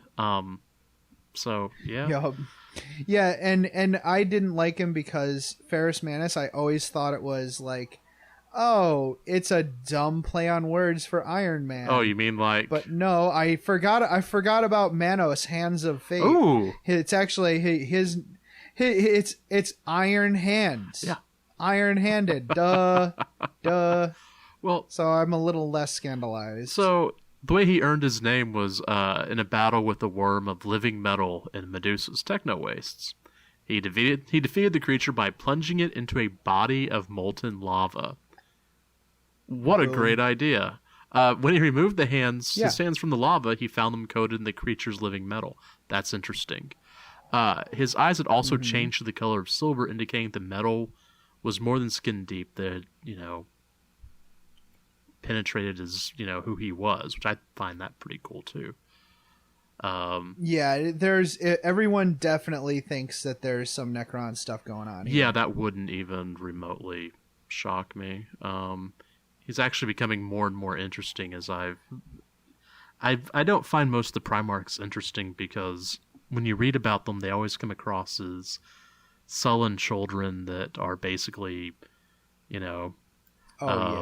like Magnus and 1,000 Suns. They're horrible. Yeah. Children acting dramatically. Pretty much. All you have to do is read about Fulgrim once, and you're just like, yeah, I don't want to read about these guys anymore. It's like, oh, I definitely want to hand any children I have over to some other entity to take care of them in their teenage pretty years. much, yeah. If they act anything like these Primarchs. Yeah, that's always a great idea. All right, so one of the cool things is that Ferrus Manus did share the technological wonders he created with the clan's tech priests, and they reciprocated that. They shared stuff with him. Together, they sought out all the ancient forgotten tech lore their world had to offer, no matter how dangerous the quest to find it. Blood Ravens? What? Nice.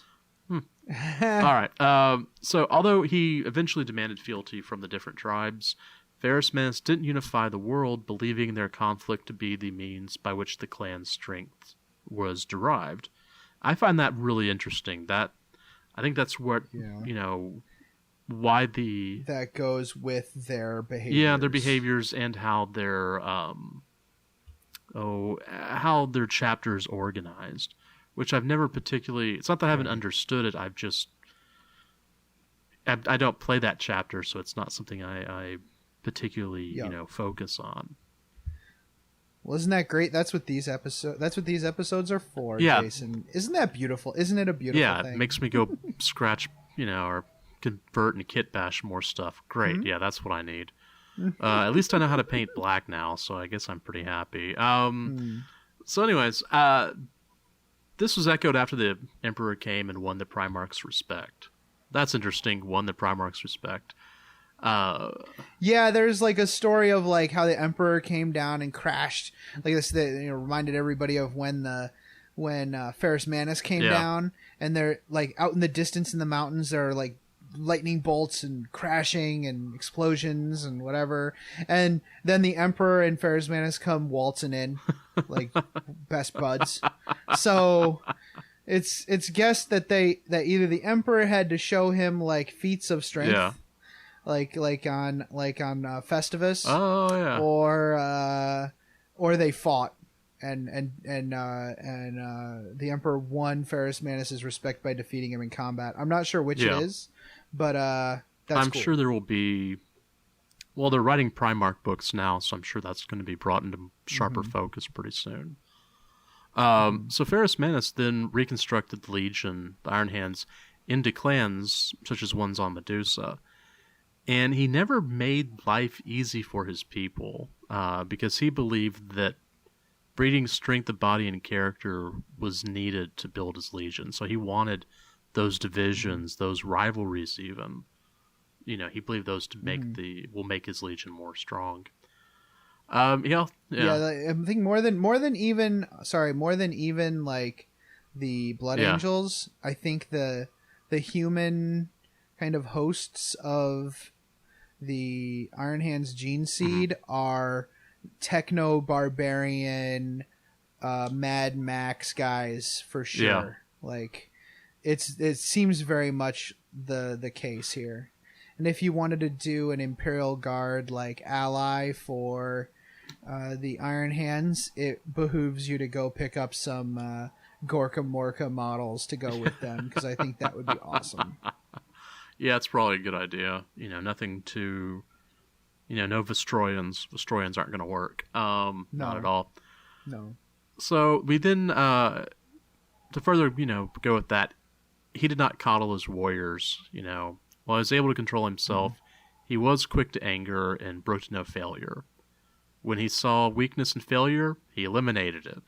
Where he saw strength and success, he gave no exultations, for ability and victory was what was expected. So, yeah, there's none of this, hey, you did a great job. It's like if your dad was a corporate CEO. Oh, God, yeah. Like, oh, you got an A? Good. You should get an A. Oh, you got an F? Grounded for the rest of your life. Oh, you got an A? Why isn't it an A+? Well, why not? Yeah. Yeah. No participation trophies in the Iron Hands. So let's see. So here's a really interesting segment of the history of Ferrus Manus, is that he became fast and good friends with Fulgrim of the Emperor's Children. And the most popular anecdote of this friendship is of their meeting in a forge on Terra, where they both boasted of their craftsmanship. For days they toiled until they both created weapons of such beauty and utility that they each declared the other the winner of the contest, and without a word they gifted the weapon they had made to the other. Basically, a bad bromance has just happened. Yes. Yeah. Bad bromance. No, and that's a really interesting. That's a fun story, and it's nice to see something happening that doesn't have to do with the slaughter of millions of people for no reason. Yeah, that is quite nice. Unfortunately, that's all just gonna be terrible here in a second, as many of you already know. So the Iron Warriors, their combat doctrine kind of started to develop even further throughout the Crusade. They were goaded into even greater heights of suicidal attrition warfare, never giving quarter, even unto their certain deaths. And they had this methodical advance and systemic disassembling of the enemy's ability to fight. And that was always their bread and butter. Using even then they started calling them Havoc Squads. This massive infantry moving forward, backed up by artillery strikes. But Perturabo did rekindle this fire in their hearts, and the Iron Warriors became this force of nature, almost like an orc Wa, kind of just rolling over the battlefield and amassing over their enemies. And as they conquered enemies, they started to amass a great deal of knowledge. There's some stories of them defeating these very technologically advanced species and stealing their knowledge and funneling all of that information and all of those resources to Olympia, their world, and they basically created the most impressive munitions train in the galaxy. Yeah, it's interesting as we talk more and more about the Iron Warriors, that I'm so glad I started reading this one book because I'm seeing all of this stuff. It talks about that. So the Iron Hands, their combat doctrine. Their doctrine was one already of systemically executed logic, and the arrival of Ferrus Manus did not change that. They dispatched war with the direct relentlessness that put as much focus on technological superiority as any emotional constructs such as heroism or honor. So, robots, essentially. And then technology, after all, made up for any human weakness which remained in the Legion. Did I just say robots? Well, I mean, that's just it, right? Okay, we need to be superior. Yeah. What about us is not superior? Oh, well, this thing isn't superior. Well, I guess we'll have to replace it with something superior so that, so that we don't anger daddy, right? So. Yeah, well, for instance, weakness was never tolerated. And so they became skilled at executing conflicts where a single objective could mean the end of the war.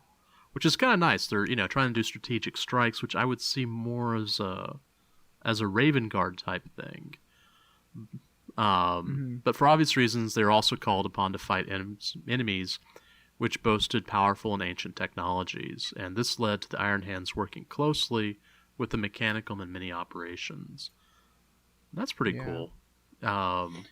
Yeah, their relationship with the Mechanicum goes way back. So it just like a lot of the Imperial Knight houses, they have this relationship that is inexorable. So leading up to the Heresy now, the appointment of Horus as War Master continued a lot of the really bad siege warfare and garrison duty for the Iron Warriors. And, you know, they started to get the Legion itself was already bitter about this even before Perturabo showed up, but it got even worse because, you know, it only made sense. Like, they were designed, like, they are perfect for this garrison duty and stuff, but they wanted to have these laudations and honors, and their own pragmatism and nihilism caused them to see other legions as like preening, as like uppity. I'm not going to name names, but on Facebook I do sometimes see like this it's tongue-in-cheek, but it's kind of passive-aggressive ways a lot of our own military branches refer to each other. Oh, yeah. And I can see that kind of in the Iron Warriors, like, oh, well, you know, we're the ones that always do the real work. These other guys, you know, they use these other combat doctrines and stuff that just don't make any sense from a practical perspective. You know, but they still do it anyways, and they get honored for it. Why is that? That's not fair. So that's very interesting. They started distrusting everybody, especially the Imperial Fists, who seemed to believe that they were masters of this siege warfare. And for that reason, the Iron Warriors became known as the Corpse Grinders, for their willingness to throw away the lives of others for seemingly trivial edges in battle. But it was all part of Perturabo's calculations. Like, oh, if I sacrifice this little piece here, then that saves, you know, that's going to save us numbers over here, and people couldn't see that because they didn't have his mind. You know, and he and his chapter were very much underappreciated, and they were people miscalculated them a great deal, but still resentment bred at all levels of the Legion, especially with Perturabo himself, and this was probably by Horus's design. To be honest. Well, it's interesting because as I've read stuff about Perturabo, it always seems as though I don't know that he would actually have been a traitor, to be honest. He seems more of because he made certain promises and he would not go back on them, and he made certain promises to Horus, and I mean, I think that's why, you know, he was on the side of the traitors. Is if he had not made those promises to Horus, he may have been a loyalist. I mean, there's some really interesting stuff in, you know, some of the background lore and some of the other books. So, yeah, it does seem like Perturabo and the Iron Warriors got rope-a-doped pretty bad. They do seem they more traitor-ish. How about that? I think that might be the joke we're going for. So, anyways, the Iron Hands. The Iron Hands, like the Iron Warriors, were not a subtle legion, which I think is what, you know, keeps them from being the Raven Guard, because they do both go through and do, you know, surgical strikes. Yes, they do. This lack of subtlety brewed a bit of bad blood between them and many of their less direct brothers, such as the Alpha Legion. Well, yeah, because you can't get less direct than the Alpha Legion. It's not possible. They saw the Iron Hands as conquerors rather than liberators, although they did not deny this, nor did they try to keep it a secret. Clearly, the Emperor... No, they're like, yeah, we are conquerors. Yeah, what? It's like, you know, yeah, water's wet, big deal. What's your point? Sky's blue. Yeah, well. All right, so anyways, clearly the Emperor didn't seem to care either, because why would he bother? He hasn't cared about anything else. Oh, this is working? Yeah. Great. You know, he's clearly Sheldon from Big Bang Theory. Yeah, pretty much. So that golden throne, that's my spot. We're not going to go any farther on that joke because we're trying to keep this off the explicit, ladies and gentlemen. So anyways, Ferrus Manus' relationship with Fulgrim continued throughout the Crusade, But the corrupting influence of chaos ate at Fulgrim, and when Ferrus Manus came to Fulgrim's aid in battle, he would engage in ribald jests with his brother, which Fulgrim took as humiliating criticisms. Yeah, I remember reading some of those in some of the early Horus Heresy books. It's been a long time since I've read those, so I don't remember exactly, but I do remember there was some of that going on. So, yeah. Yeah, their friendship starts to degrade a little bit, and it's like Perturabo has no idea. He's like, or sorry, not Perturabo. Ferrus Manus, Ferrus Manus has no idea. He's just like, I guess I had to come save you again, Fulgrim. Ha! Clap him on the back. Fulgrim's like, ha ha ha. That's very funny. I'm Mr. Perfect. I did not. I made mistakes. So the Horus Heresy occurs. As the Iron Warriors dealt heroically with a Harad invasion, which most people aren't good at. But they were crushing it. They're like, oh, we're finally going to get the honor and the accolades we deserve. I can't wait. Then Olympia starts having issues. Yeah. And one of their leaders, Damikos, the one that Perturabo put in charge, dies. And, well, there's an uprising on their homeworld, and they have to go take care of it. So, Horus gives Perturabo a hammer called Forge Breaker, which some believe to have been cursed. That wouldn't be shocking. Tells him to go clean house. What resulted, because they had this unrequited, their victory on with the Harad invasion has been unrequited, and what happens when someone has unrequited issues? Well, when you're a childlike Space Marine, you go burn cities and slaughter people by the millions. But once they were done with it, they looked around at themselves and saw what they did.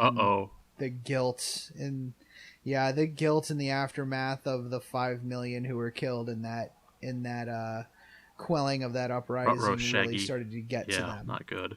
Yeah. So they were ordered to join the loyalist forces to put down the rebellion on Istaman. And when the retreating survivors of the drop site massacre fell back to join the Iron Warriors' defensive positions, the loyalists were brutally gunned down by them. This earned them the name Betrayers of Istaman. So did you read that? You read those books where that happened? Yeah, I did. I read the first 4 or 5. Surely there must be something between the... Because I was reading around, I couldn't find it. Like, there must have been something else between, like, Istaman and the uprising that, like... I don't remember. That got Perturabo to agree to this. So regarding the uprising on Olympia, that's not talked about in the first 3 books of the Horus Heresy. Okay. The first 3 books really do talk about the run up to Istavan 5. Well, the Istavan system, period. It goes through, here's the beginnings, I was there when the Emperor was killed, or when Horus killed the Emperor, which is quite possibly the best sentence ever to start a very long series of books. That eventually leads up to Horus pretty much dealing a fatal blow to the Emperor, but it was like they didn't actually, I mean, it kind of meant that, but it didn't mean that. Yeah, Whatever. it was supposed to be someone else. Yeah. Anyway, but they don't talk about Olympia. They pretty much, each the first 3 books, like the first book starts, big, and the second book goes bigger, and the third book is, turned up to 11, etc. It's turned up everything. It can't get any bigger than that. And that's when Istavan happens. And so they don't always talk about some of the other stuff that happens, like Perturabo isn't discussed, or isn't really discussed. So there's probably more to that story from a personal and motivational perspective that we just don't have access to right now because we haven't read those books. Pretty much. I'm sure someone else will have a better idea. There's probably a listener out there screaming. Oh, I'm sure. Into the air, like, no, it's this book. Yeah. Perturabo and the Iron Warriors, they played a major role in the ascension of Fulgrim as a demon prince. Yeah. I'm reading this book. It was on a... Oh, you are? Well, spoilers. I know. I'm okay. That's all right. It happens on a Crone world in the Eye of Terror, and he's basically infused with the energies of an artifact called the Angel Exterminatus. Yeah. Interestingly enough, Fulgrim killing a Primark didn't make him ascend. Yeah. So what it takes is him kind of turning Perturabo instead. Like, it's him getting Perturabo to kill him. Yeah. That ascends him as a demon. And I guess there's some like talk about, oh well, his shell had to be destroyed, but I think in reality it was the act of Perturabo turning against his most beloved brother and killing him that caused the ascension of, like, the damnation of Perturabo is what ascended Fulgrim more than anything else. Yeah. And I think that it's not your deeds that make the Chaos Gods smile. It's the corruption you cause in others that makes them stronger. And that's what you're going to get rewarded for.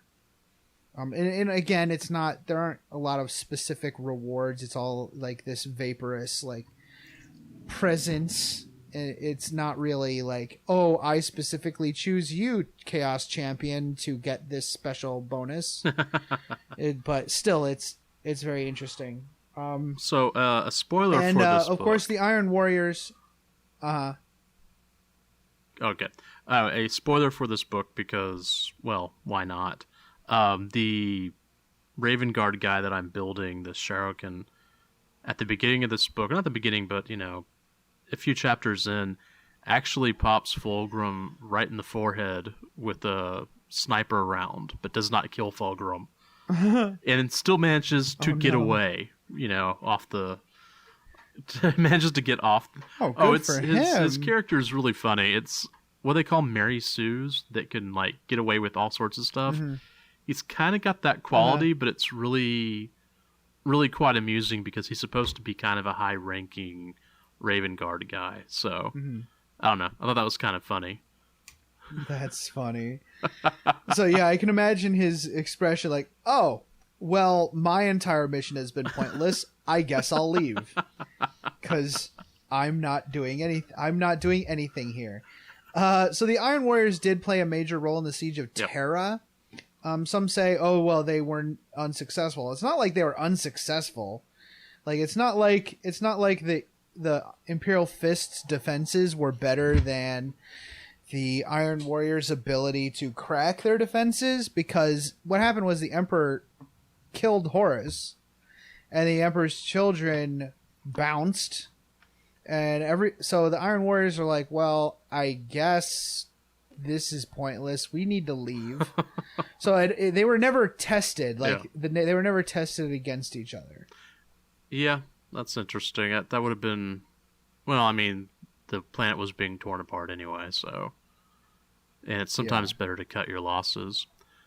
All right, so... Yeah. So, Horus Heresy with the Iron Warriors. Or Iron Hands, sorry. This is why we call them the Iron Whatevers. Oh, see, this is... Yeah. Yeah, exactly. I know who I'm talking about. So, in the hope of turning his brother to Horus's cause, Fulgrim personally visits Ferrus Manus, while the rest of his fleet sped towards Istaman. So, Fulgrim's actually, at that point, trying to get his brother, who's his favorite, brother, trying to bring him over to the side of the traitors of Horus. Ferrus Manus was outraged, and they fought. Manus attempted to destroy the blade that he wrought for Fulgrim, but only managed to knock himself out. Okay. Fulgrim could not bring himself to kill his brother at this time and departed, taking the hammer he made for Ferrus Manus with him. And what's interesting is in the rules for 30K, you actually, depending on where you're playing in the timeline, you can choose to have the hammer or not, depending on when it is. Yeah. So the Iron Hands aid in the counterattack on Istvan, and the Iron Hands engage the Emperor's children once more. Seeing the hatred in his brother's eye, Fulgrim realized that their relationship would only end in death. So he waited for his brother to close for one final battle. Yeah, I mean, it's just, at that point, there was no going back. No. And in the final moments, Fulgrim had the upper hand and realized his folly. But his cursed blade had other plans and willed his arm to deliver the killing blow against his brother Ferrus Manus. So the next thing, the Iron Hands were all but decimated on Istvan. That's, there's a lot of Shattered Legion stuff where they talk about, there's, just fragments, and a lot of them are based around like different clans. But they also have in those fragments, like maybe they've picked up a couple of Raven Guard, or they've picked up, a unit of or squad of Salamanders or whatever. But because they were decimated... Yeah, and who knows, maybe there's a lot of chapters out there made from these Shattered Legions who may have gene seed from any number of chapters, both Loyalist and Traitor, in their chapter. Yeah, that is interesting. I mean, there's all sorts of, cool stuff that you can actually create from these different little Shattered Legions. But because they're decimated, they really weren't able to take a large part in the Horus Heresy. They weren't able to field large numbers. They had to basically work as Shattered Legions and perform harrying actions on the War Master, on Horus. What's interesting, though, is, what happened to the body of Ferrus Manus? I've not read anything at all. Was it given as a trophy to Horus? Was it given to the Dark Mechanicum for study? Or was it recovered by the Iron Hands and preserved? And, I haven't seen anything... Let's not think I've seen anything where it actually talks about that. And that's really interesting. Yeah. But, I mean, this whole section on, what happened to Ferrus Manus, again, it's like Fulgrim murdered his favorite brother. Yeah. Right? Yeah. But that wasn't enough to bring him ascension. Yeah. But corrupting his other brother, that's what gave him the power and the favor in the eyes of Slaanesh to make him a demon prince. Yeah, and Slaanesh would be more interested in that sort of original sin. Yeah. Not an original sin, but first murder type of thing. Oh yeah. I mean, Khorne would be all about, let's kill someone, but Slaanesh would be like, no, let's corrupt him also. It's not just enough to do that. Yes, exactly. Yeah. Like if it were Karn, or not Karn, if it were what's his name? The Death Guard or Nurgle. World Leaders guy. Angron. The angry one. Yeah. Angron killing his brother, like, yeah, you're a demon prince now. Actually, he is a demon prince. I wonder how that happened. I would be interested to see how that went down. Maybe there is something like that caused that. So we'll see. Anyways, we move on. After the Horus Heresy, we have the Scouring. Yep. Both of these chapters have some very interesting things going on during the Scouring, especially the Iron Warriors, because at this point, Perturabo devises this trap for the Imperial Fists on the world of Sebastus IV, known as the Eternal Fortress. He's like, hey, Dorn, look what I made, the most impenetrable fortress in the world. And it's like, Perturabo always wanted to be this great builder, but instead he kept on having to go out and and crack all these sieges. Actually, and everything. it's funny that you said that, because in the Angel Exterminatus book, it pretty much says that. He basically designs buildings, and he almost like creates mock-ups of them, but he never builds them. And so one of the things he does during the book is he builds the theater for Fulgrim to, present his ideas about going into and finding the Angel Exterminatus. I'm trying not to give away spoilers, kids. It's really difficult. But it's interesting. He does talk about that. He's like, well, I don't build it because whenever I build it, it's not as perfect as it was on paper.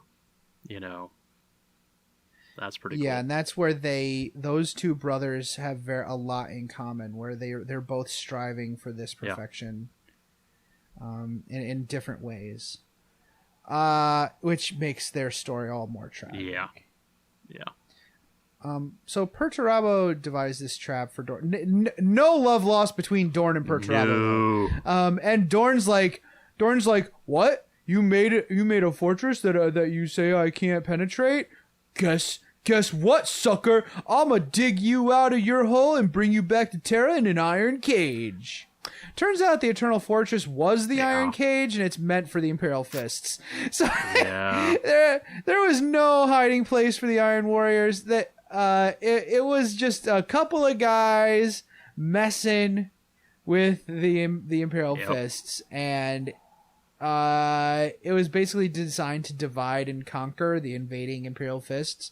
And Guilliman and his Ultramarines had to come in and extract them from this 4-week-long engagement. And 400 Imperial Fists were dead, and Perturabo had ascended as a demon prince after that little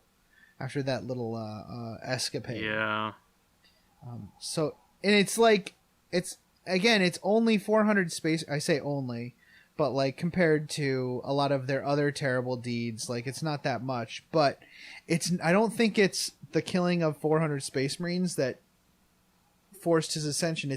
It's the amount of spite and hatred that must have gone into the development and construction of this trap, and his ability to goad his brother into falling into that trap, I believe, which caused his ascension. Yeah. Most of the Iron Warriors then fled to the Eye of Terror, like a lot of the other traitor legions, and they shut up shop on the demon world of Medringrad. The Imperial Fists and Ultramarines still executed this very bloody 10-year campaign against the Iron Warriors, who are entrenched in the region around Olympia. Interesting. Mm-hmm. All right, so that could be a whole campaign right there. Oh yeah, that's most definitely easily a campaign. As long as you have Fists and Ultramarines. All right, so next up, Iron Hands. This is during the Scouring.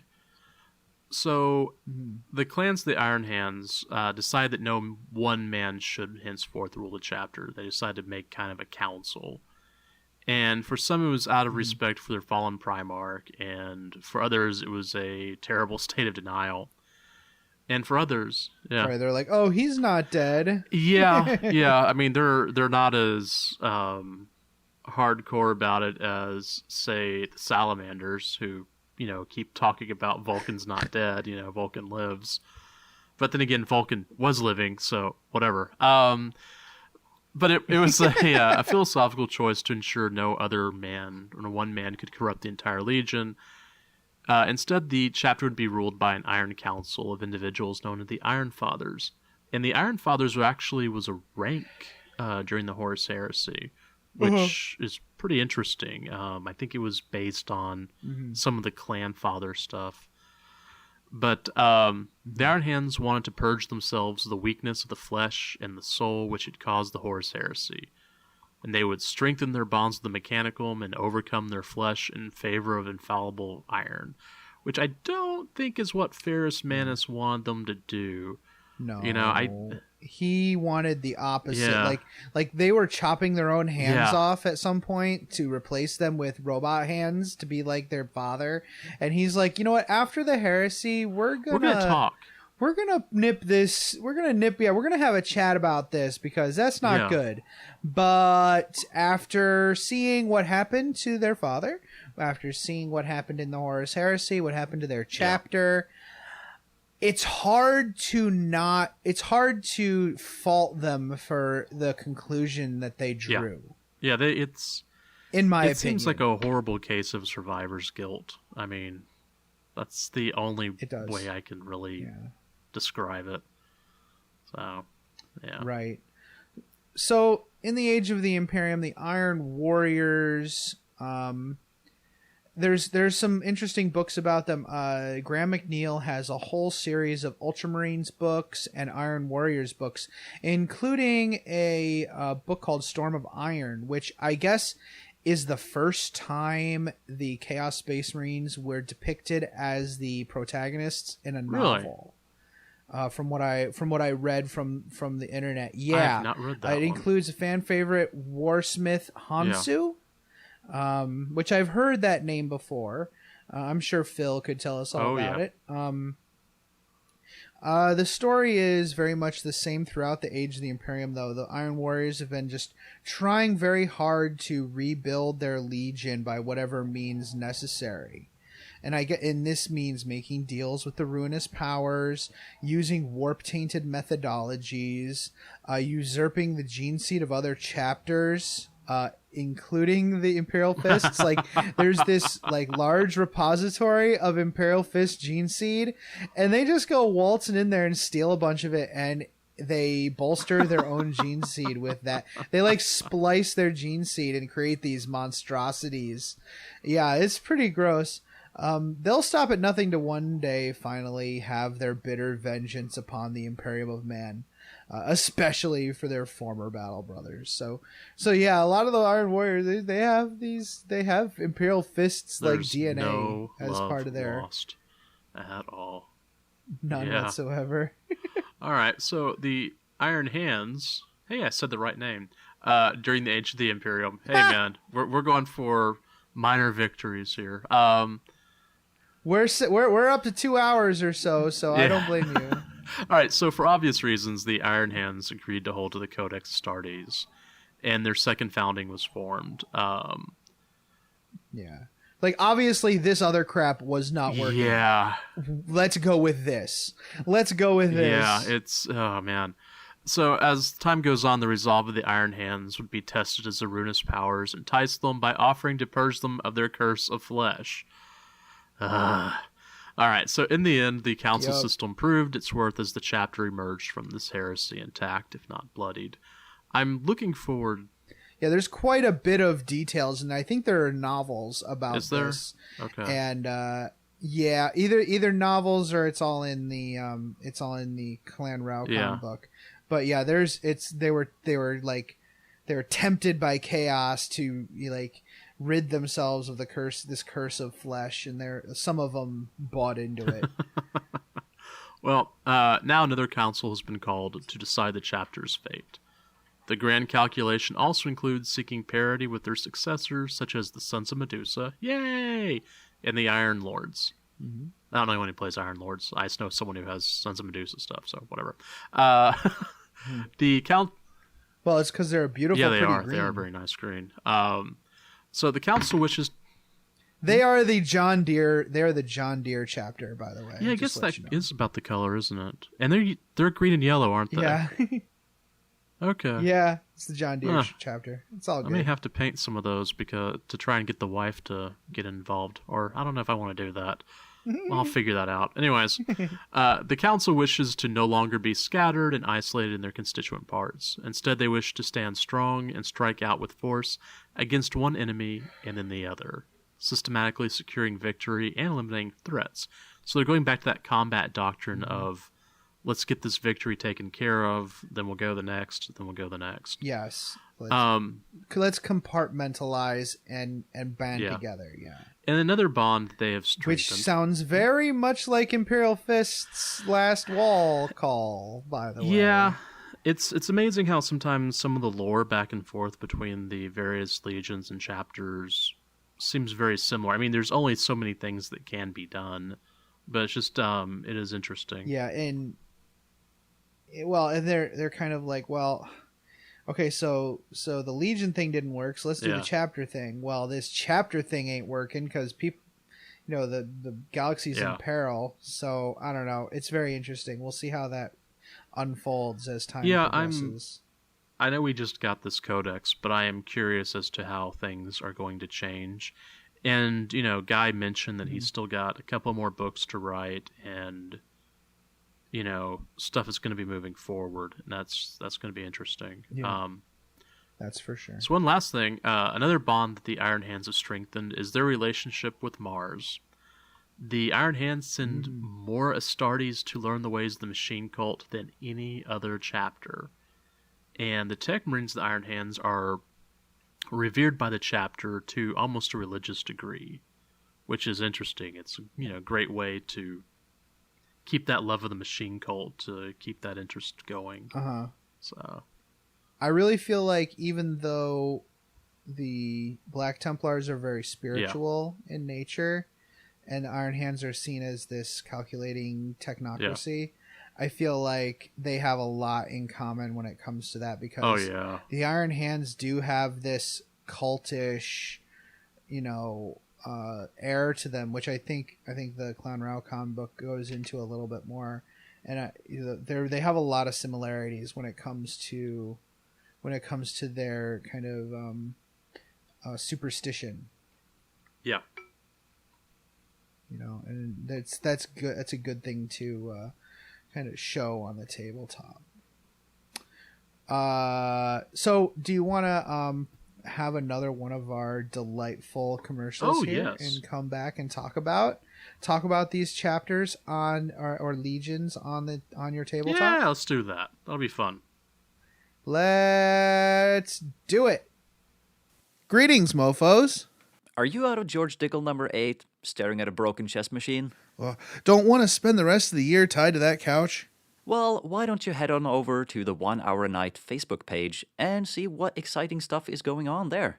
It's a place to post all your daily progress in the hobby grind, as well as receive and give positive feedback. Also, there are usually a few interesting challenges going on. That's right. All you have to do is search for 1 Hour a Night on Facebook. That's numeral 1 Hour a Night, all one word. Blood serum tests will be administered prior to approval. Se til helvete og kom dere vekk. Det ikke en bikkje, det en slags ting. Den imiterer en bikkje, men det ikke det. Kom dere vekk, idioter! What he said. Do you play more than one mini war game? Or do you like listening to shows which discuss other games and pan hobby topics? Combat Phase is a weekly podcast covering the whole hobby for gamers. We also interview a lot of Black Library authors. Join Kenny and Robert as they try to grow the hobby. Combat Phase, the best part of the game, is on iTunes and www.combatphase.com. I like to move it. We're going to start off here with the Iron Warriors. I wanted to kind of look at these guys and see what you could do. And I wanted to create some special rules for them since there aren't any right now. Okay. They are definitely Chaos Undivided, so they have to be treated in that way. There can't be like this special, like Plague or special, like, ooh, we're super elite fast like the Emperor's Children. But I wanted to go with their siege abilities, their siege breaking abilities. So I made a new Warlord trait called Siege Breaker. If your Warlord takes this trait, all heavy support units within 12 inches of the Warlord can reroll the dice to determine the number of attacks they get in the shooting phase.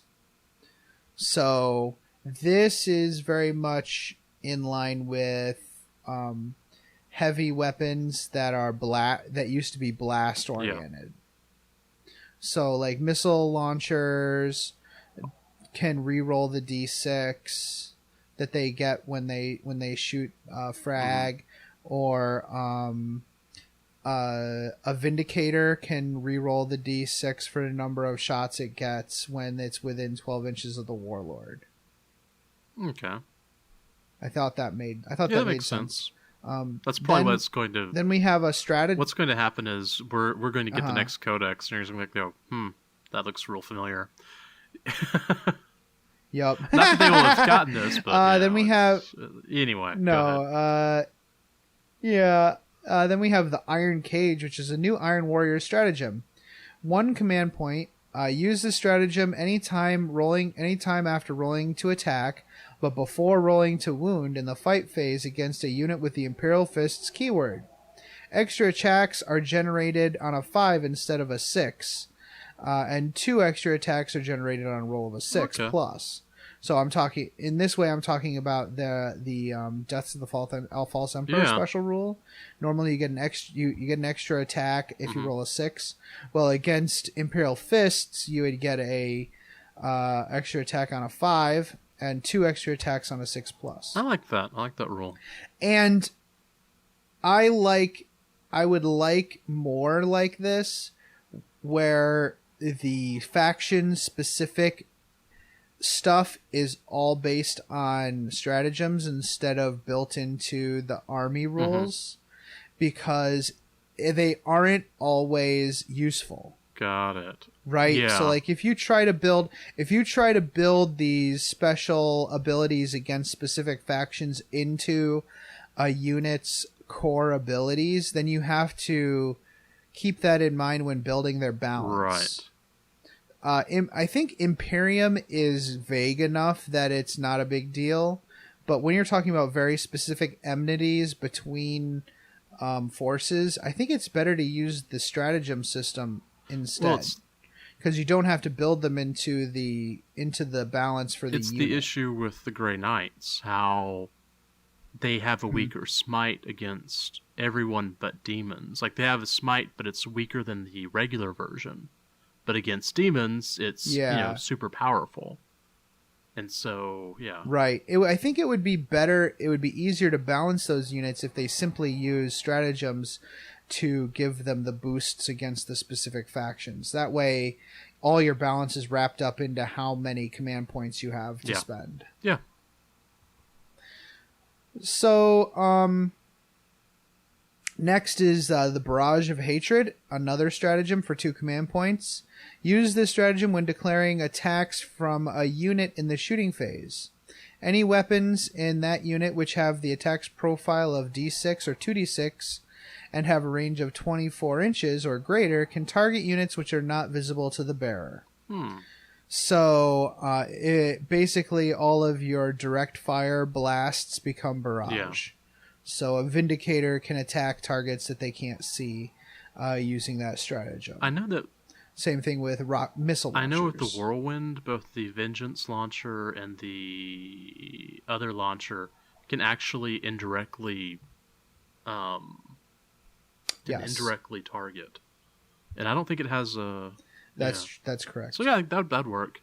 There's not a lot in the Chaos Codex that can do that. So okay. I thought for the Iron Warriors, it made sense to give them the ability to kind of use their impressive mental acuity to be able to do indirect fire with some direct fire weapons. Usually, these things that have an attacks profile of a D6 or 2D6 and have a range of 24 inches or greater. Okay. So, like the Vindicator cannon and battle cannons and stuff like that. Cool. Yeah, and it costs 2 command points to do it. So I think it can be a really powerful stratagem. So I thought that made sense. Yeah, that could work. That could be.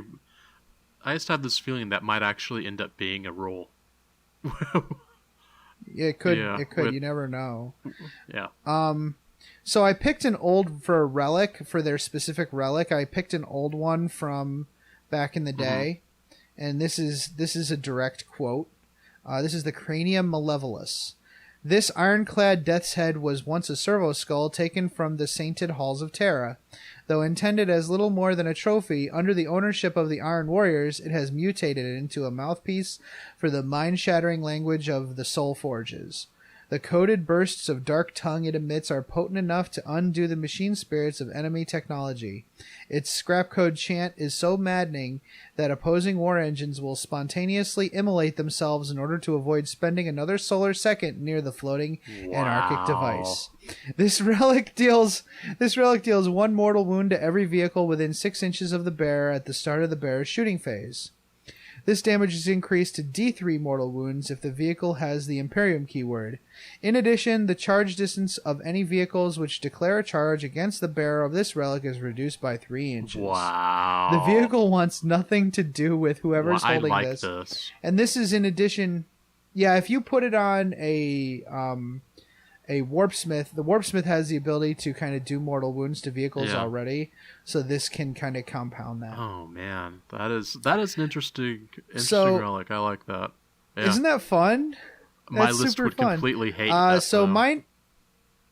Yeah. They certainly would. Yes. So my list is. We did 75 power level, which was actually kind of tough. And I'll tell you, I had a hard time building this list at first, right? 75 power level is tough, but I was trying to fit everything into kind of a battalion and a spearhead.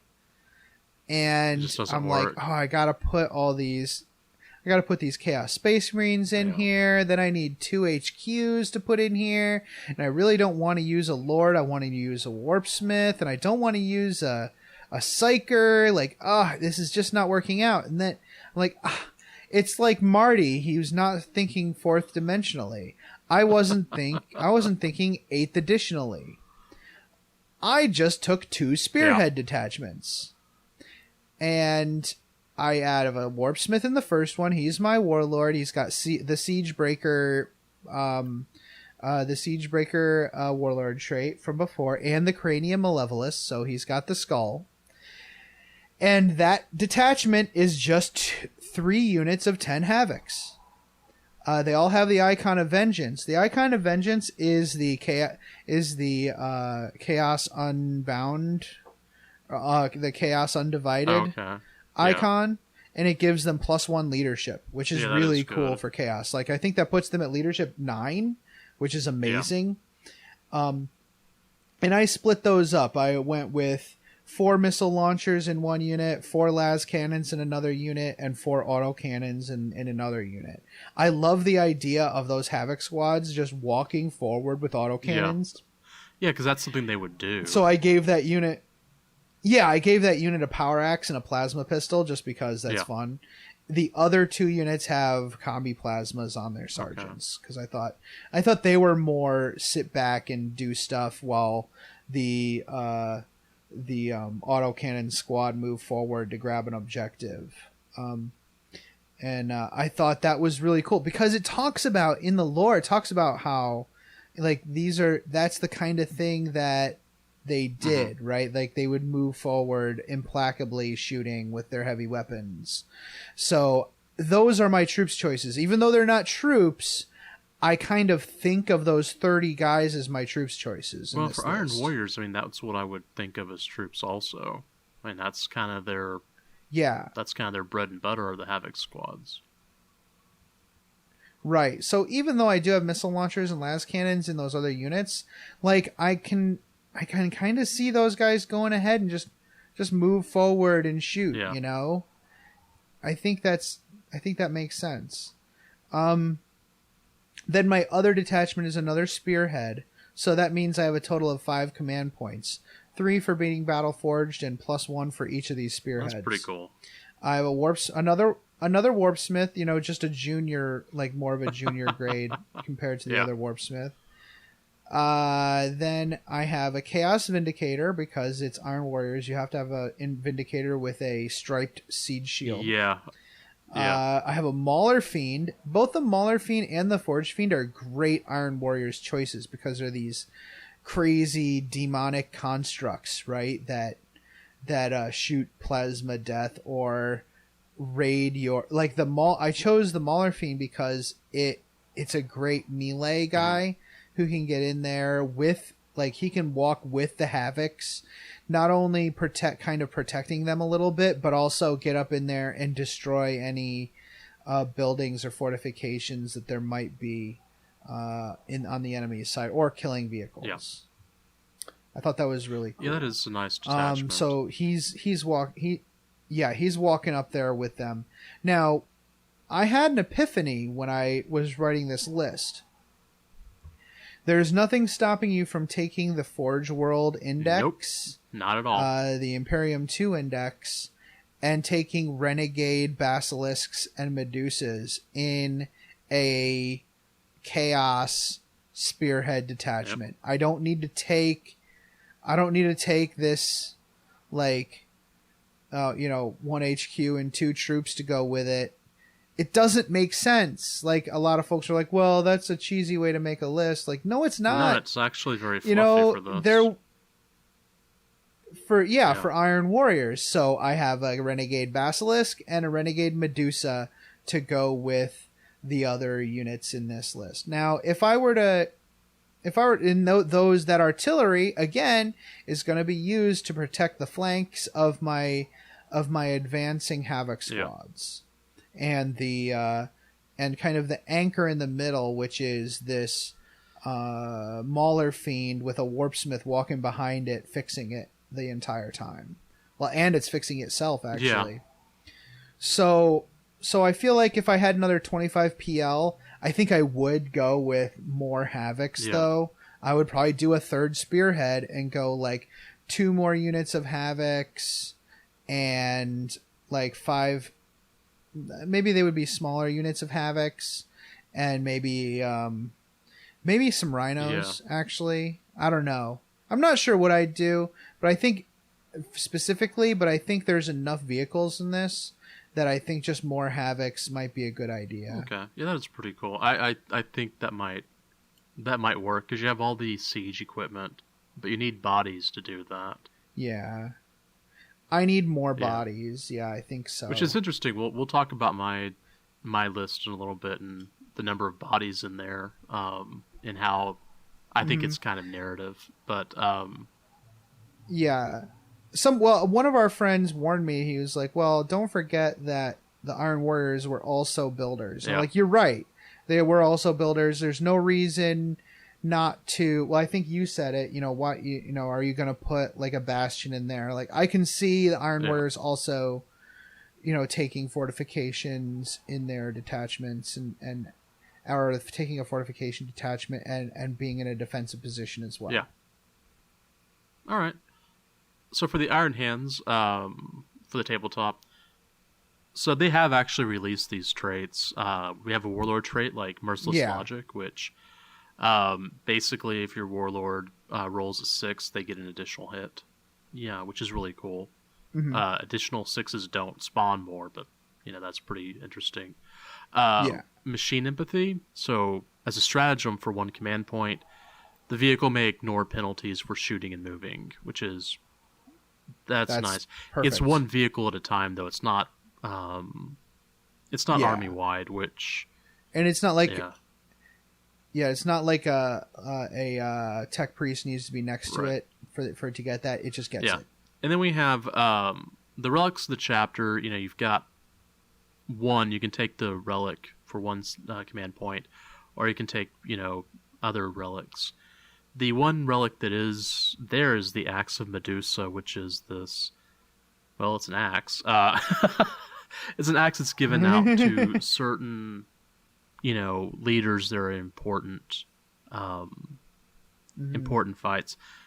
But what's cool is, like, anybody can take that Relics of the Chapter thing, but I think specifically for Iron Hands, I think it makes sense that they would get that. And what's interesting is, the most trusted HQ they would have would be a tech marine. I mean, that's just how it goes. And, so I've used it. I don't think that they would give it to a captain because the captain would not be seen as much of a religious, I guess, icon. Yeah. And then we have chapter tactics, which the chapter tactic is actually a throwback to, the 7th edition, which is the flesh is weak, and on a 6+, you ignore the wound. So it's basically the old feel no pain, which is kind of cool. Yeah, it's the same thing as Disgustingly Resilient, where you where the 6-up is on the wounds taken. So if you get hit by a melt-a-gun, you don't get it on the save. It's not like a save. You have to roll the d6 damage, and then you roll a 6-up for each point of damage that you take. Yeah. So what I did was I created a narrative list also. I was only able to get it up to about 74 command points. And what I wanted to do was I wanted to create kind of a list with models that I have, just because I can go through and test the list later. And plus, I kind of have an idea on what the models do. There's only one model that I've come up with that I don't have, and we'll talk about that in a minute. So it's 74, 75 points power level, but I'd prefer to expand this list just so I can, do some more stuff with it. So I also took a spearhead detachment because I wanted the heavy support, to be honest. So my HQ... Yeah. Well, I think it makes sense for both of these chapters, too, right? Or both of these legions. Even though that we have highlighted quite a few differences between them... There's a lot of similarities. I feel like there are still quite a few similarities. And when it comes to force organization, you're going to see that. So, Spearhead Detachment, I've got my HQ. I decided to do the Tech Marine on a bike with the Conversion Beamer with the Axe of Medusa. Whenever I first got into the game, the place where I used to play, they would do these kind of Hero Hammer games, what they called them. And you basically took the strongest HQ you could create and then just battle it out with each other, build it, paint it, and battle. And at that time, that was the reigning contender in the store, which I thought was kind of funny. Tech Marine. Chapter Master Smash. No. This was before that guy. I mean, it was basically you had the Tech Marine with the Conversion Beamer on a bike, and he'd just take off for a corner and just start picking off things at max distance. One thing I noticed, and I did not talk about this in the Codex review, was the new Codex does not contain a lot of HQs on bikes. There's a captain on a bike, but a lot of the other HQs on bikes are not there. This includes Kasaro Khan. He's supposed to have, in the index, he has Moon Draken, I think was the name of his bike, but that entry's not there, so I don't know what's going on. There's also the Apothecary on the bike entry is missing. I have the suspicion that there could be a White Scars supplement, or maybe the stuff will show up in the Dark Angels Codex, or if we get this... Maybe we might have... Sorry, dude. I wonder if we might have some kind of bike character release. Because all those, if they come out with new models, they've been putting the rules right in the model recently, so that might be what they do. I have a suspicion this could be coming, because a lot of those models you had to kit bash. I mean, they've been around for a while. Kasara Khan's been around forever, but he never had a bespoke model on a bike. So maybe it's a new model that comes out, or maybe, we've got this whole General's Handbook chapter approved thing. Maybe we're getting some supplements like that. I don't know. There's something going on there. I'm sure whatever they do, it's going to be interesting. I'm just kind of curious. So anyways, we got the HQ. I only did one detachment just because of the way that I put things together. So I had the Elite. I automatically took the Redemptor Dread because I had to. I mean, he's sitting here by my computer screen monitor just staring at me. He had to go. And he's got the heavy onslaught Gatling cannon. I've actually modeled him up as a DACA Dread, all the shots. He's got 26 shots within 12 inches, and 18 of them are strength 6. he's got some abuse he can give to people. So I've got the Redemptor Dread, and then I have the Relic Sakaran Venator Tank Destroyer, because I thought that would be kind of cool to have. You know, it's an older tank, supposed to be from the Horus Heresy. The Iron Hands might have one, you know. Then I had to bring in my heavy support, so I brought in a Whirlwind, and I brought in a Vindicator, and I brought in a Land Raider, so I could Crusader, so I could get lots of shots. Now, you'll notice that I don't have a whole lot of bodies on here. Oh, and I've also got my last thing. As a flyer, I decided to go ahead and bring in a Storm Raven. And what I want to do with this list was basically here's a Tech Marine on a bike, and he's just kind of controlling everything. There aren't a whole lot of bodies out there. It's a way for, you know, them to kind of remote control a lot of weapons without expending a lot of people.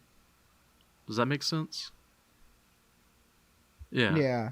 Yeah, like this is cracking some kind of defense. This isn't this force isn't holding an objective. Right, they're a strike force. They are eliminating something. They are putting a hole in something. Yeah.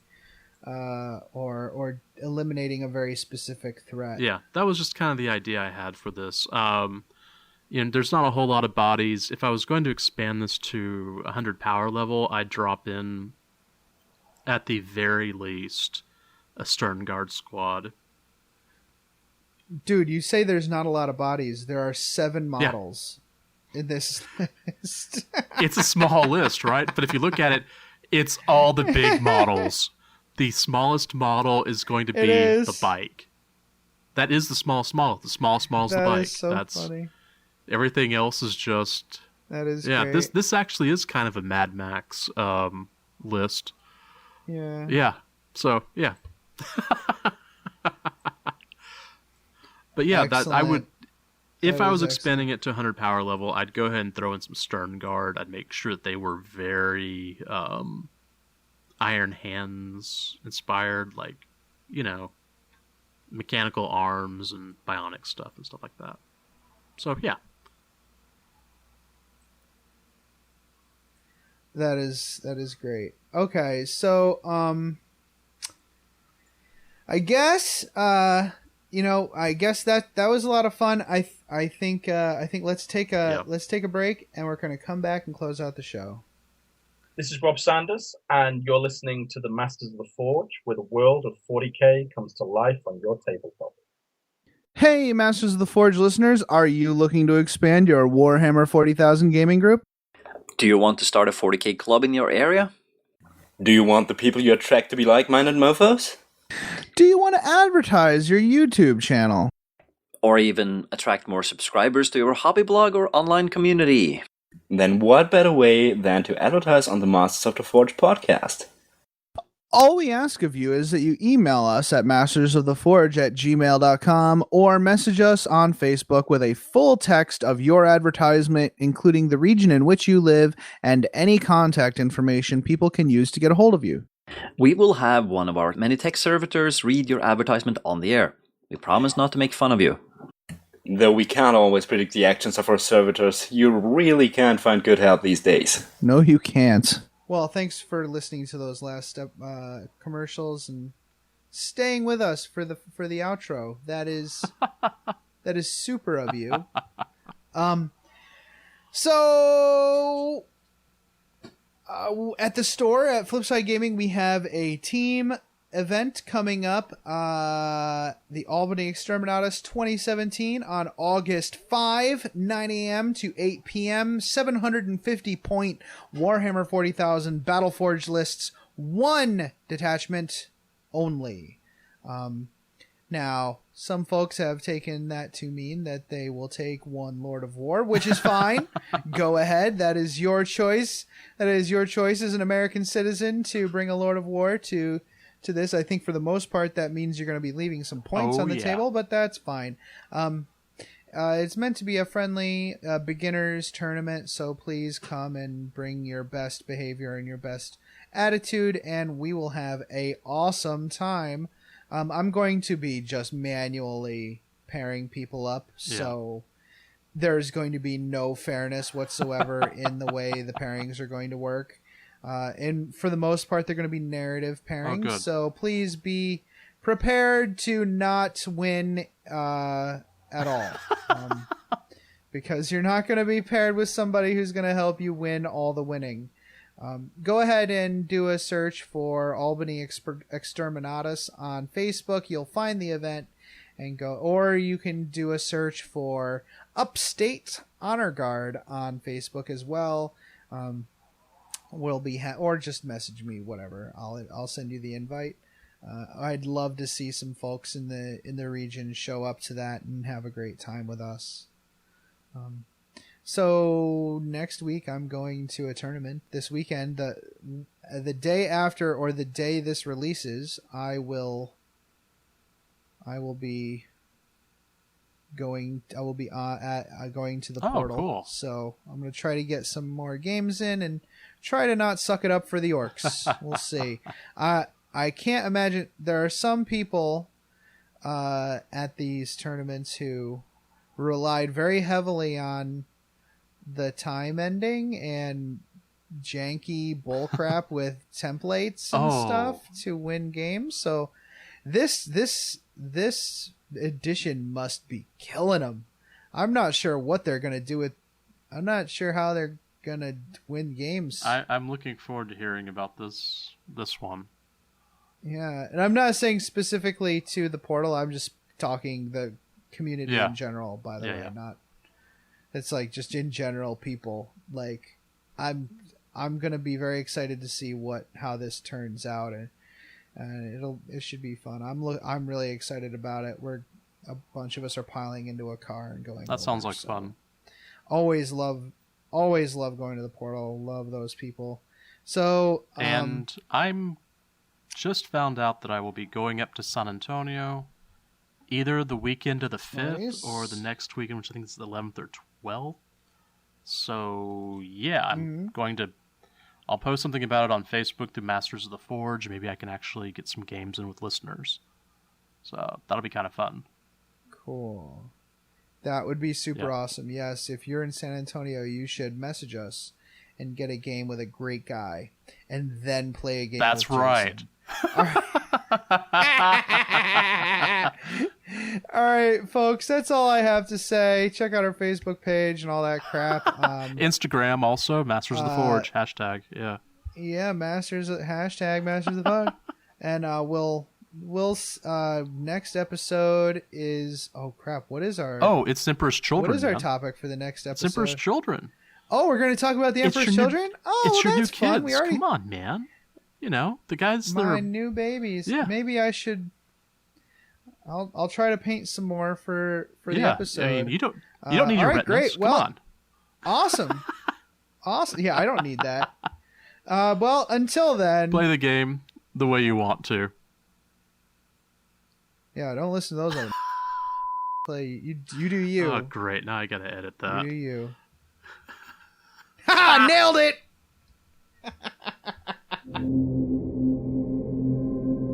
This podcast is protected by the Creative Commons Attribution, No Derivatives, Non-Commercial International License. More information about this license and contact information if you have any requests can be found at our blog, mastersoftheforge.com. The music used in this podcast was made by Parad of the duo Sublevel 3.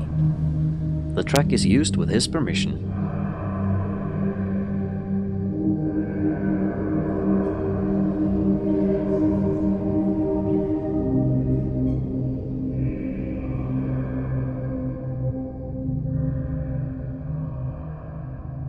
It's such a good feeling to play games your way. It's such a happy feeling 40K'ing away. And when you throw dice with story in mind, it's such a wonderful way to unwind.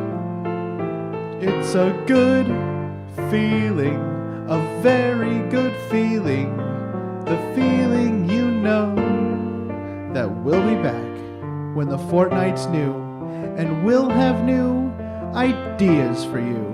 And you'll have things you'll want to talk about. We will too.